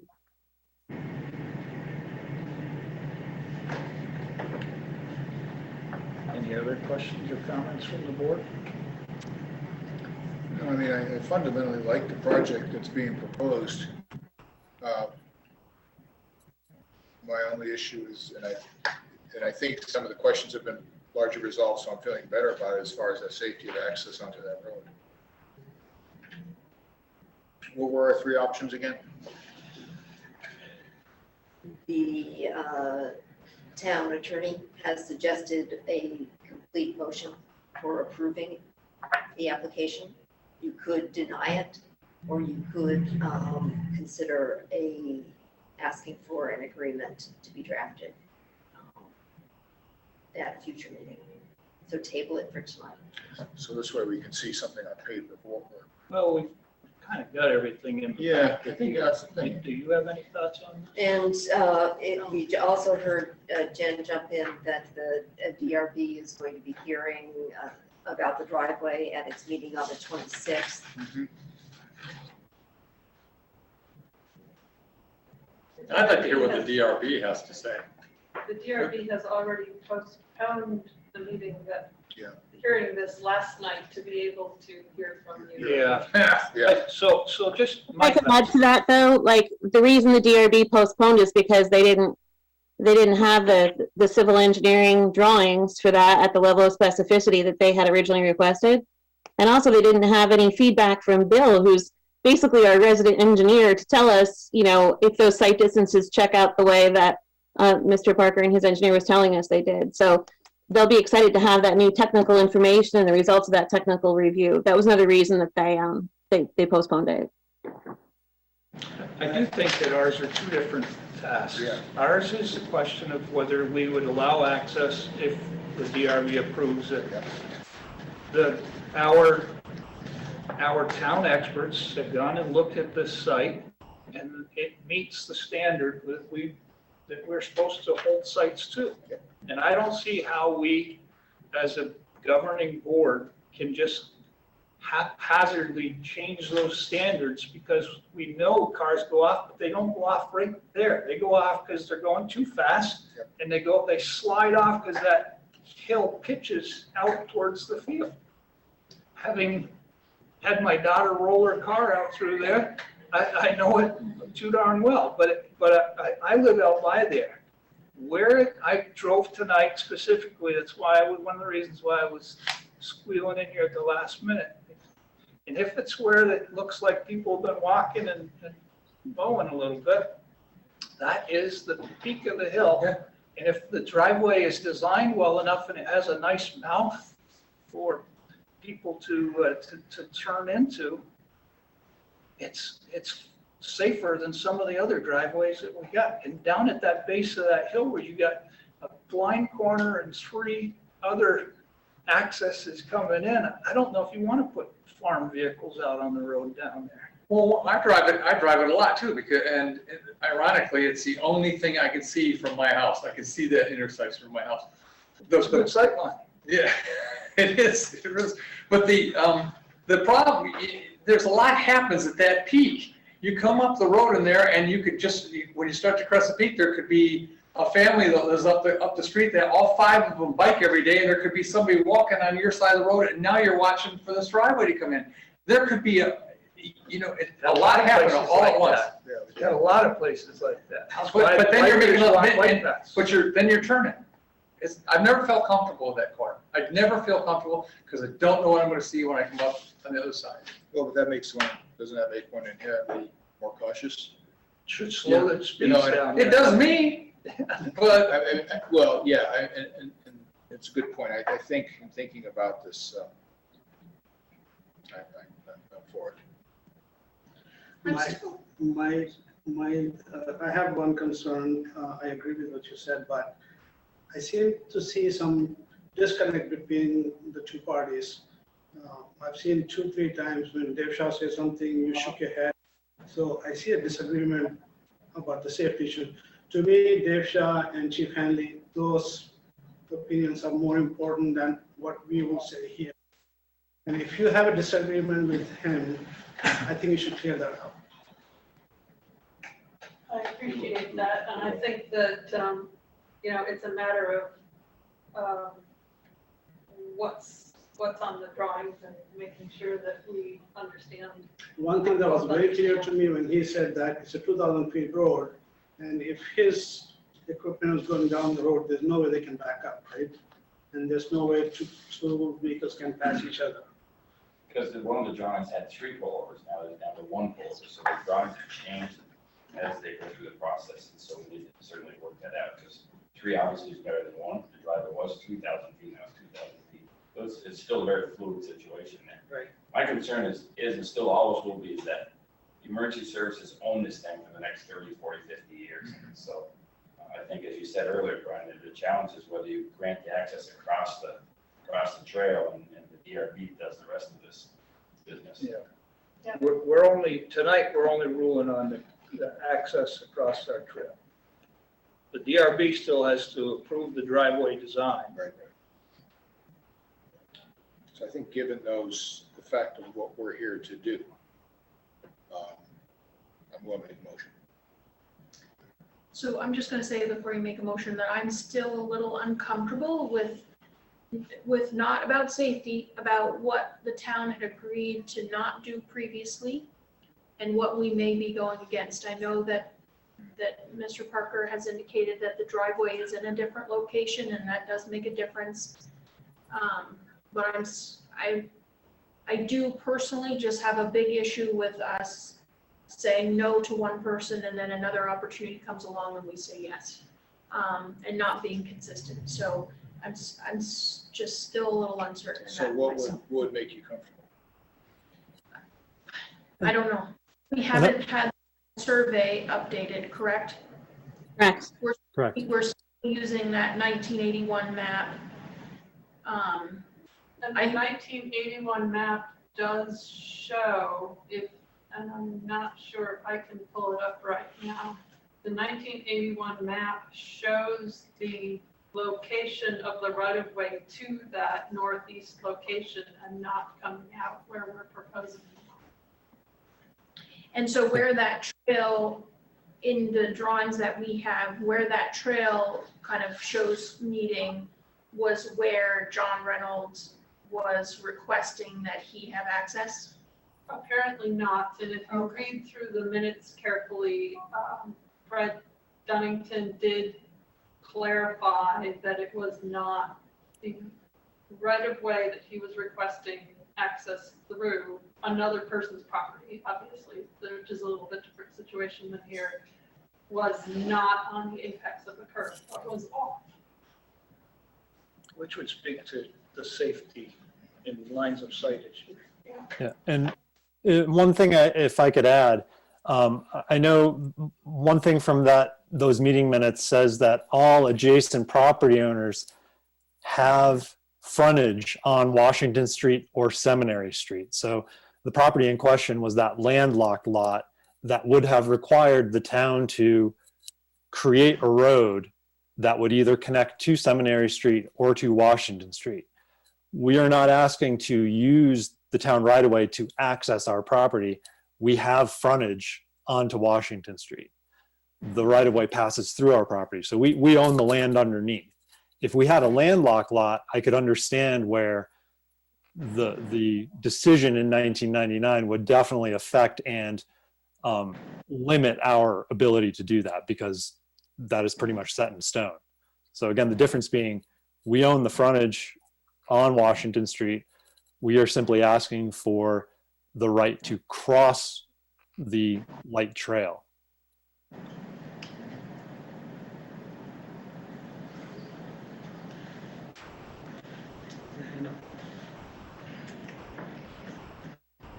Do you want to recognize Leon's? If the board wants to hear from him. Chris, would you admit Leon Smith, please. Sure. Go ahead, Leon. Just briefly, to me, it looks like a case of, where you can talk apples and oranges. Well, John wanted this, and this is what we're currently there. The bottom line is there was a request both times for the same exact right of way. The town in 99 said no to a gentleman who has, didn't have a lot of means to hire and get engineers and do a lot of prep work that Mr. Parker has done. But they were very clear, no. And he had to sell essentially that property. He sold it to the town and was denied. And that road was downgraded specifically for the reason that this issue wouldn't come up again. So you can say, well, we moved it 10 feet this way, or we moved it 10 feet that way. I don't see how safety has improved at all on that road from 1999 to today. In fact, you probably have way more cars. TAM traffic, even though that's not actually on the TAM, but folks continuing down that way, didn't exist 20 years ago. It does now. You've also added, like I said, a pull-off. I just think from a common sense point of view, you can engineer it, you can look at sight lines, you can say it's within this and that. We all know we have road cuts in town that are dangerous. They were grandfathered, they were there before. We're talking about adding another one and looking back historically. And I would say that if the town or the board decides that, well, we're going to grant Mr. Parker this because he's done his homework and he's got his sight lines and he's got his engineering plan, that I think that's a big kind of slap in the face to John from 20 years ago. And I would think that the board would really want to write him a big letter of apology and say, we're sorry that we had to deny you 20 years ago. But we're going to give Mr. Parker, who's going to propose this very large, expansive project, permission. Again, an existing right-of-way exists in Painter Hills, and I'd like to see a proposal put forward to, well, hey, let's put an actual road in there before considering that you're going to build a half-mile road through a significant area that's not going to go away. That road's going to be there in perpetuity on that corner. I just see it from what I see historically and from the corner. I see it as asinine to think of putting a road cut on that corner. But I've had my piece. Again, I think the project is very worthwhile. I'd like to see the agricultural project go forward. I just think that road access and on that corner, considering all the things I've said and others have been brought up, it's not a good direction to go in, would be the way to put it. Thank you. Thanks, Leon.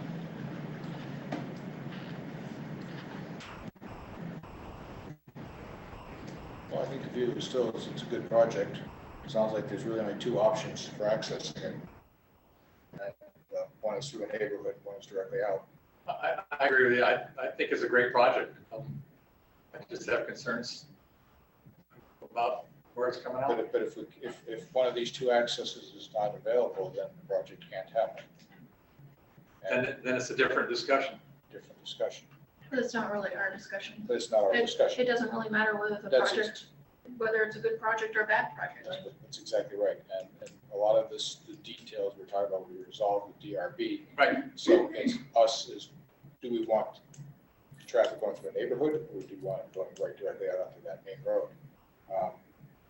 And while neither is ideal, as I run through and try to quantify each, I see what's proposed as being the better of the imperfect and the best of the two options. And given the fact that what we described, our goal is, do we let it out? Do we give them the access there? Many things that Chief Shaw pointed out are very valid. That's with DRB to help refine. Well, I think, I'm not sure, we've got three motions in front of us. I'm not willing to make a motion tonight. Are you? I'd rather wait, but. Can I ask one more question, or just at least just state something? Jen Murray mentioned before, the reason we are here is because we triggered the DRB process due to the fact that we're looking to construct a cabin just off of the edge of the pasture in the forest zone. To take that one step further, our desire to construct a driveway through the forest zone to access Washington Street kind of tagged on to that and was the larger issue, at least from my understanding, that was the larger issue for discussion under the DRB. We have thoroughly reviewed, and this is our desire, is to have the driveway through the forest zone to Washington Street, not through the wetlands and through the Painter Hills neighborhood. If we had proposed to do something that was allowed within the high density residential zone, which our frontage is within on Washington Street, and we did not require to go through the board processes, would we still be in this place of seeking approval, to access? Because we'd still have to meet those minimum safety requirements for site distance to have a driveway there. Absolutely, you would, right. I mean, these are separate processes. The DRB is looking at the dwelling and the driveway, but these guys would still be here tonight making this decision about the permission you're requesting to use that trail for your access. Okay, well, I mean, okay, but if we had gone through and we were trying to do a house or a 2-dwelling unit or something in that high density residential, we would need an access onto Washington Street. We wouldn't be allowed probably access from Painter Hills all the way through and up through the forest zone to get to that portion of our property. Is that a reasonable assumption? I can't speak to that. Why would you not be allowed to do that? I'm not following your logic. Well, if we have roadway access right at Washington Street and we can meet the requirements that are put forth by the town and the state for access onto a Class 3 roadway, then would this still be the same consideration? I guess my concern is just that if this is being looked at as potentially not being allowed, then that's really impacting what could be done with the property. Not that we're looking to develop in the high density residential zone. I just feel it brings up a really sticky situation with regards to, to what is being considered and what is being allowed. Yeah, I think that's the tricky part about buying a property without having your access figured out.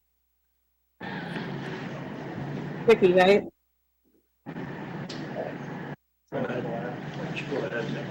Well, one of the glorious parts about when you sit in these seats is sometimes you just got to make decisions that aren't always easy, and nothing's ever perfect, but you try to do the best you can. So in hearing this, I move to approve the request by Jeremy and Liz Parker to use a portion of town right-of-way and trail LT Lima Tango 1 of Meanswood Road, which is TH Tango Hotel number 12, where the trail intersects with Washington Street Extension as a driveway access with the language and conditions suggested by town council. I further move that the motion in its entirety be included in the written public record for this meeting.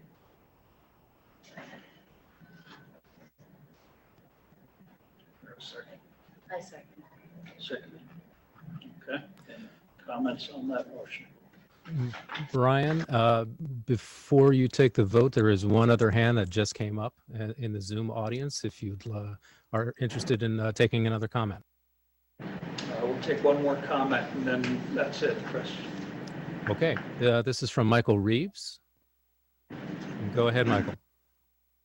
Hi, everyone. Sorry I joined late today, and I've been listening to the comments, especially from Mr. Smith and from Mrs. Malcolm, and we join them in the concern of having the curb cut be right on the top of the curve. We live directly across the street from there, and we see the speed of the cars that come around that corner.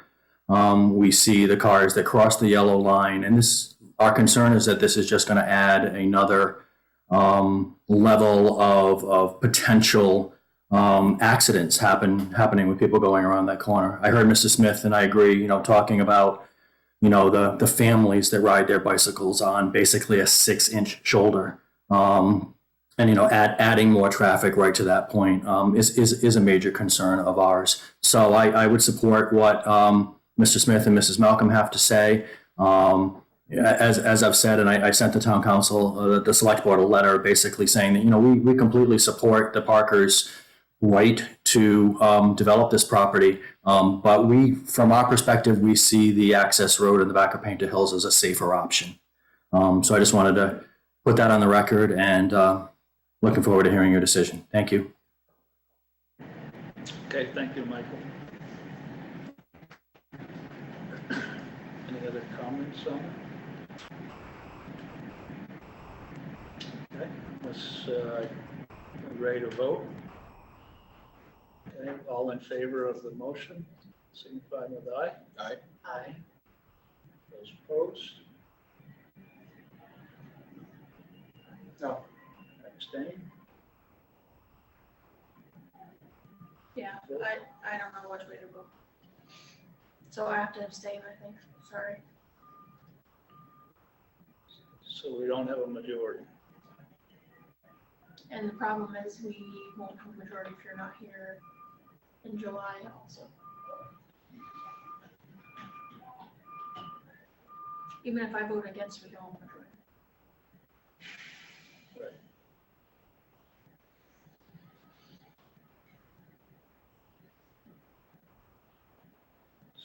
So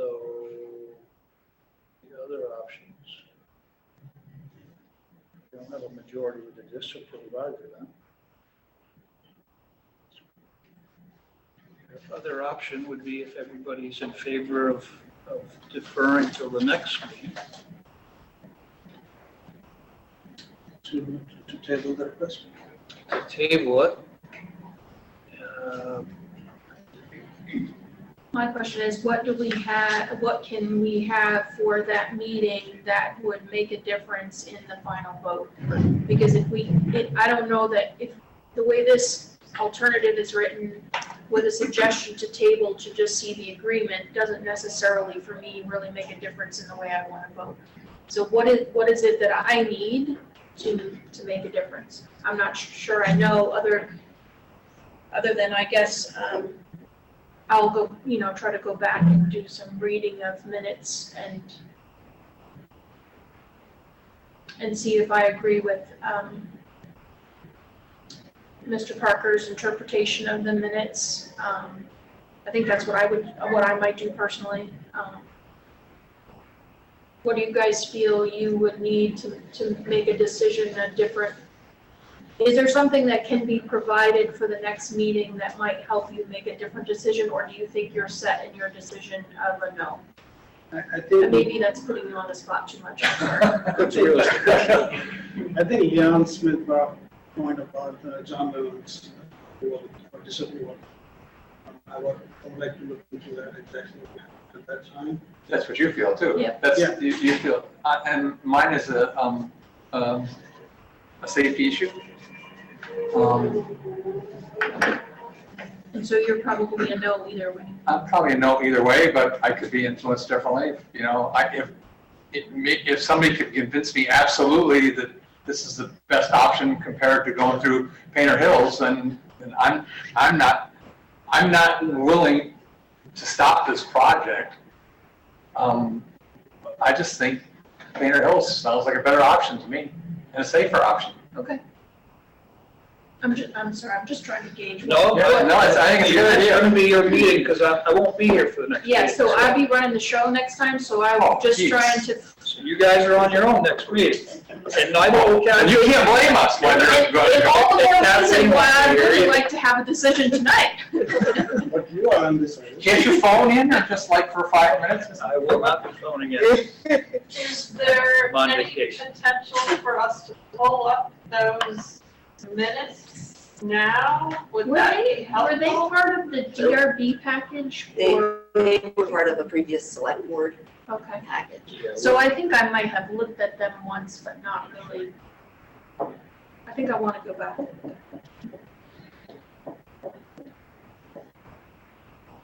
I mean, the safety thing for me is I want to be consistent in our application of standards on road closures, I guess. Fair enough. I mean, I'm taking it on the word of the people that have gone back and read the minutes and looked at the driveway cuts, but if it's. I'm sorry. What? Did, I think Mr. Parker mentioned, Mr. Dunnington was town planner at that time, so he was a part of those conversations. So it might even be worth an email on his recollection. Yeah. Do you remember what was the last time you came before the select board? It would have been Was that in May? end of May. It was June 8th. Oh, June. I mean, we don't have to take any more time tonight. I mean, other than, do we have to make some motion tonight? Yes. We would need. Well, you don't have to. Oh. You don't have to. No. You could We can just let wait. it stand as it is and bring it back up on the next Bring it back to the next meeting when you're chairing. Shoot myself in my own foot, right? Yeah, you can. Yep. Can I ask one question? So I just want to clarify whether you see this as an access issue or the crossing the right-of-way issue. Because it feels like there's. So we have two pieces people here. that have a issue about fairness and equity treatment to two different town citizens, which is certainly something that we're all concerned about, but we've taken some words that were given for granted and others are not comfortable, want to see it. So that is a real critical issue to be developed, is how was the prior application looked at, and how are the two different? And safety, of course. We're all concerned about safety, but it meets the standards. I mean, Yeah. you know, we have standards that are set for safety, and if nobody likes that corner, but the sight lines of the design meet all the standards. I don't know how you guys can say no to something that meets the standards. As a businessman and a developer and a property owner, I would be outraged if you turned me down for something that I was doing that met the standards. I just. You're going to lecture us now? I'm going to lecture you. Okay. Okay. I'm going to come in on the side of, people pay their taxes, and if they meet the standards, how do you say no? That's too subjective for me. It has to be objective. I get everybody's Step on your concern. Jen has her hand up. Jen. I guess I just wanted to speak to Dan's last point when he had his concern. And I feel like I need to do this because maybe this is what Jeremy was trying to say to me. It's just, you're not choosing between this access or the Painter Hills access. You don't have that authority to tell him if he has to build in Painter Hills. All you can do is deny the access off of Washington Street extension, and then I suppose that would force him to either not be able to use his property or have to design something for Painter Hills. Like, that's the situation you would be creating by denying it. It's not like an either or. Just wanted to clarify that. Maybe I can be, if there's more information about why we can't use Painter Hills. I think because he doesn't want to. That's my impression, it's because it doesn't want to. Yeah. But Okay, that's different. That's his prerogative as a That's his property right as owner. the property. True. And And I don't know how to respond. yeah, so then I just want to make sure we're being equitable in our granting use of the right of way. And if we are, then, okay. Gene. I think the point that Jeremy was trying to make earlier also is that if he came forward with a proposal to build a single-family home in the high-density residential zone along Washington Street Extension, he would be asking for this access. Right. And what would you say to that? I haven't seen that proposal. I think Not before. I would personally be in the same spot because you would be looking for the same access, crossing the same right of way. And we have a previous situation where we denied an application that I'm still unclear of the difference between. I've heard your side of it. I've heard your side of the story and I understand that. I guess I just would feel more comfortable understanding a little better my interpretation of those minutes and notes and then moving forward from there. Does that make sense? Absolutely. We're going to move on. We're on to 10. Sorry. Okay. Request from Northeast Archaeology Research Center to transfer artifacts collected as part of its 2019 work for Green Mountain Power as part of the Energy Regulatory Commission Hydroelectric relicensing process to the Vermont Archaeology Heritage Center. So Rosemary Sear, Lab Director of Northeast Archaeology Research Center in Farmington, Maine, has written a letter of requesting the board's permission to transfer several recently cataloged Native American artifacts recovered from an archaeological site on town-owned land along Otter Creek to the Vermont Archaeology Heritage Center in Barre, Vermont, where they would be permanently housed and made available for research, education, and public interpretation. The recovered items were part of archaeological fieldwork that the Northeast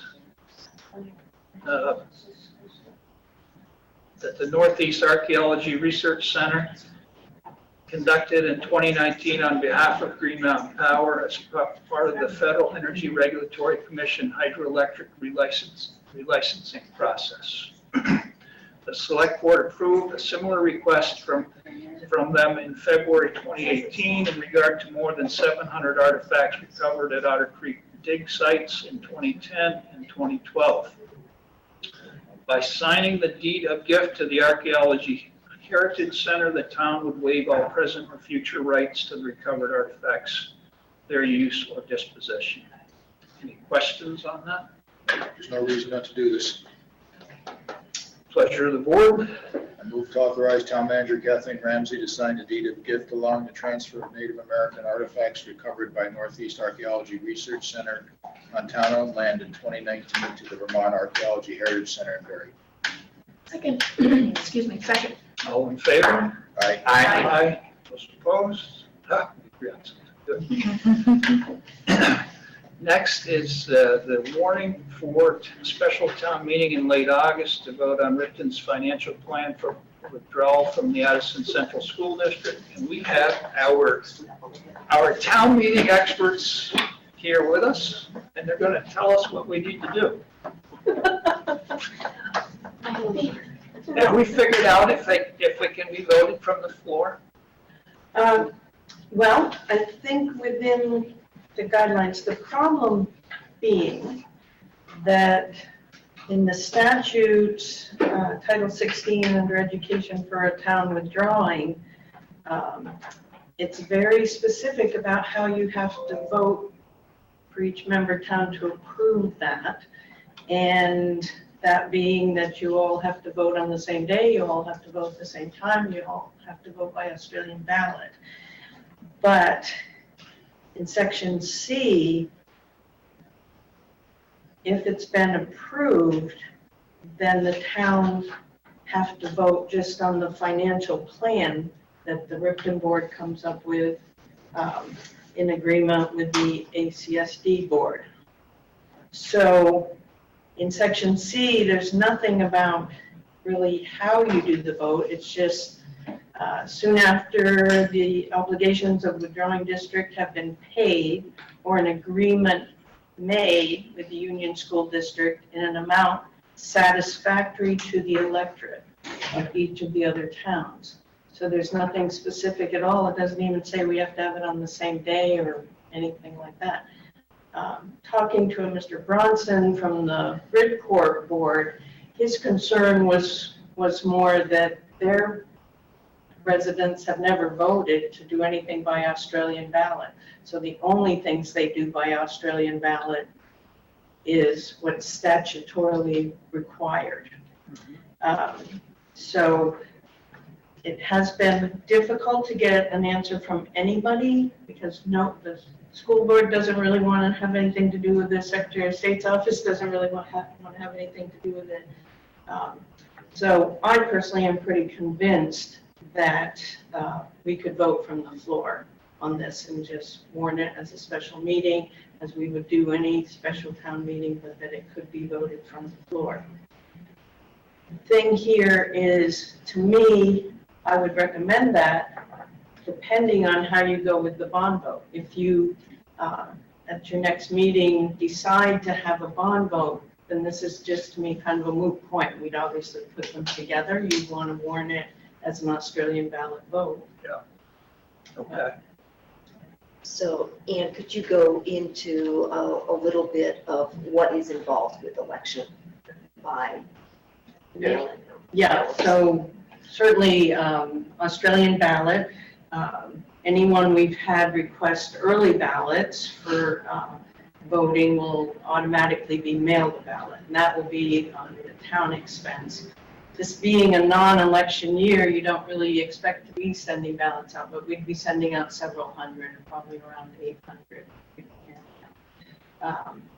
And with that, unless there's a lot of education from Ripton and the ACSD about this plan and what it really means and everything, a lot of people are probably going to receive these ballots and not even realize what they're for. So I would assume we're not going to get a lot back. It definitely means staffing in terms of just having a poll open for a full day from 7 a.m. to 7 p.m. And so it adds a full extra day and things like that. So for the expectation of a vote like that, I would say it's adding a lot of extra work in terms of just carrying out an election. The difference being, once again, if you do approve a bond vote, then I think that would certainly generate more interest for people, obviously. And there would be a lot more education around that you would be providing as a board to the voters. So, and that's just like, there's no question with that. I mean, obviously, if you decide to do that, then it's going to be Australian ballot, and we would add this to it. But either way you go, it sounds like if you meet on the 27th, all sorts of warnings and whatever can be ready for you, no matter what you decide, so that you could sign them that evening, and then they would be timely to have them posted for the deadline of August 1st, to have a vote on August 31st. So we really don't want to act on this tonight. No. Because we need to know what we're going to do on the bond. Right. We still have to figure out how we're going to proceed if the board wants to. And like I've done with this packet, I'll draw up 2 warnings. And by that time, we will have a date, hopefully, that would be included in the warning. So the warning would be final. It would have all the wording in it. You wouldn't be waiting for anything to be added to it.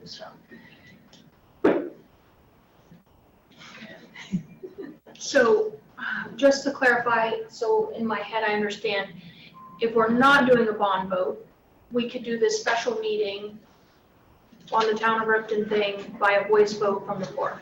Yes. And it would be a lot less expensive. A lot less expensive, a lot less time. It would also be easier for me, because if we're doing a hybrid model, we would have to come up with a system to differentiate who can vote and who can't vote. That's what I was wondering. Because they need to, I need to ask the assembly ahead of time for anyone who's a non-voter to be able to speak. So there's trickiness involved with that. So I don't remember seeing anything about why we have to do the Ripton vote. The reason we have to do the Ripton vote is because this is all new and they're kind of learning as they go, and they're making it up kind of as they go along as well. But because Ripton wanted to withdraw and we all agreed, Then it goes to the Board of Education to make the final decision. The decision they made was a conditional one based on all these steps had to be taken. But it is written in the statute that each town would have to vote to approve of this financial plan to leave. And one of their conditions is that we have to do this before September 8th. Okay, okay. And the clerks didn't think that right after Labor Day would be the best time to have a vote. Right, the first suggestion was the 7th of September, which would be the day after Labor Day, and plus it's Rosh Hashanah, which probably would not be good. I would say the end of August is also not a very good time. Yeah, and that's something for the board to consider in warning a bond vote. Yeah. One thing I'm just wondering, like, I'm just to ease of getting the Ripton thing done, that we do them separately. That even if we decide to go forward with the solar piece, we find an alternative way to fund that until we can have a bond vote at some later time and reimburse ourselves.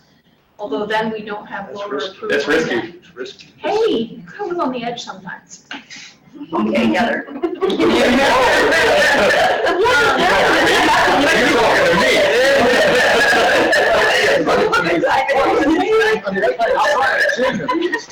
Keep working with it. Yeah, Heather, even if you can make a decision. This is what happens when the meetings are 9 to 9:30 long.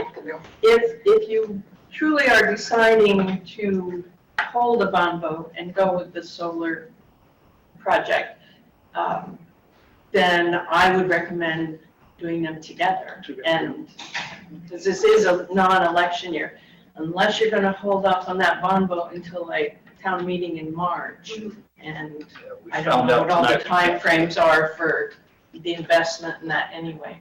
So, but if you're going to do one, you might as well do both. Yeah, absolutely. Okay, so we'll be queued up and ready at the next meeting. Where are you going? I'm going to California. Okay, he doesn't care at all. No, that's good. I'll be in Napa when you guys are meeting. Okay. Only 3 hours difference, just call it, man. Just call it for 10 minutes. Thank you. I don't want to embarrass myself. No. Okay, yeah, that sounds great. Yeah. Okay. Yeah, so definitely wanted you to be aware and Nicely done, Ann. doing the warning. Very confusing situation. It's very confusing, yes. So, but we'll get through it. All right, thank you. Thank you. Yeah. Well, have a great vacation. Thanks for Yeah, I'm thinking it's vacation. it is. thanks for hanging around. Trying to catch up on not having any vacation. Yeah. Me too. Don't you miss it? So, I don't know how we're gonna do this. Oh, okay, yeah. Okay, we're ready for check warrants, yes, sir. So, can I make, Well, was she's finding her notes? okay. What have you got? I was, since Kathleen gave me the password, able to get into my files and pull up those minutes, and it does confirm what I said, but it sounds like that's not going to give you the clarification you need, so. Well, I guess I would just like to read it for myself. Yeah. What meeting was that? I think we decided it was June 8th. June 8th? Is Fred around right now? Do you know? Does anybody know? I was just opening my. He's always available by files as email. opposed to looking at your minutes. Anyway. So we had a whole package, we're looking at Yes, the it was package. in that Yeah. package, yes, from the last meeting.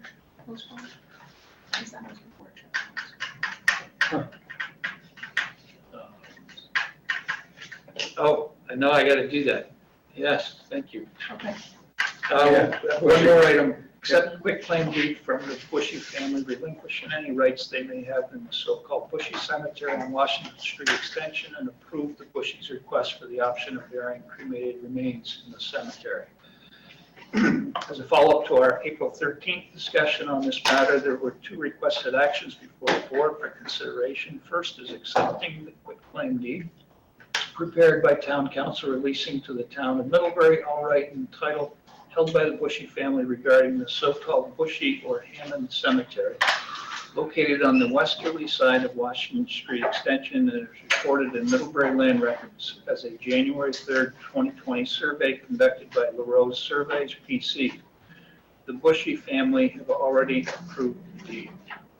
And second is to approve a letter prepared by Town Manager Kathleen Ramsey acknowledging the Bushy family's request to retain the option to bury Bushy family cremation ashes and/or place burial markers on the grounds of the cemetery after the quitclaim deed has been executed, subject to receipt of any permits that may be required. Are there any questions on those? No. Pleasure of the board. I move to accept quitclaim deed releasing all Bushy family rights and title to the so-called Bushy or Hammond Cemetery on Washington Street Extension.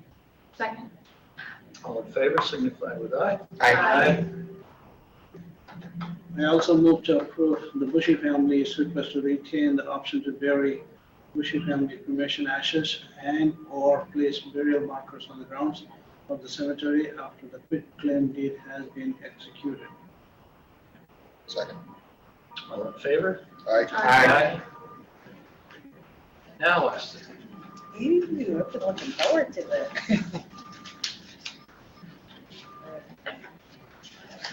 Okay. I move to approve total expenditures in the amount of $537,649.50, consisting of $428,231.61 for accounts payable and $109,417.89 for payroll for the period of June 23rd, 2021 through July 13th, 2021. Should we give her a second or leave her hanging for a while? Second. Okay. All in favor? Aye. Aye. Yay! You did good. All right, board She member didn't get a concerns. $500,000 one. She didn't get an $8 million one. Nick? Yeah, I'm not ready for that. Esther? This was interesting.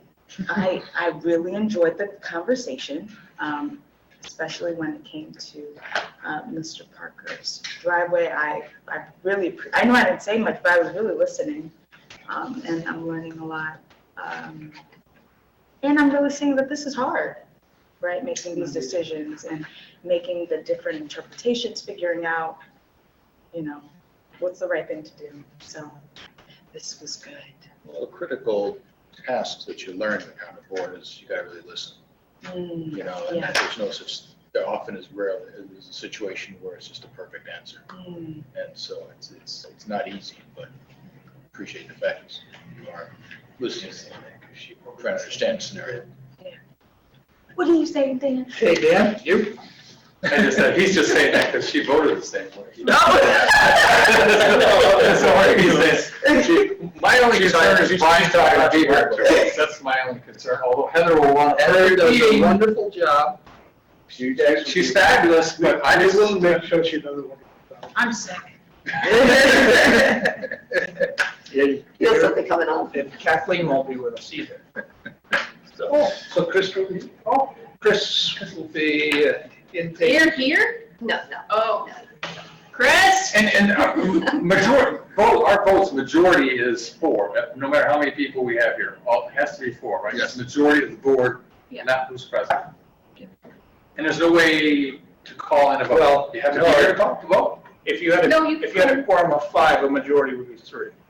Really? That's what I'm saying. Do we, majority will be 3. Not Well, if only 5 show up. But I was If we have four. 6, you gotta have 4. But what I'm saying is you can't register a vote before, No. like, Yeah, or can you I vote want to now? approve and- you for an early voting for the.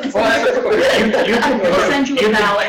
You can try texting me and see where I'm at, but if I'm driving or something. see, that's what I mean, like. I'm not I worried didn't about mean him driving, ahead of I time, think he'd be drinking. He might be there. You're gonna be There in you go, my Napa. public image. I would- Right? Who doesn't go to Napa and drink? Right, me. I have nothing today, thanks. I'm all good. Okay. Just want to give you. A very challenging deliberation, a lot of concerns, and appreciate I think everybody, I love how everybody respects each other's opinion. I appreciate that. So, I look for a motion to adjourn. Second. All in favor? Aye. It's been lovely. Yeah. I gotta go. Yeah, see you, bye. All right.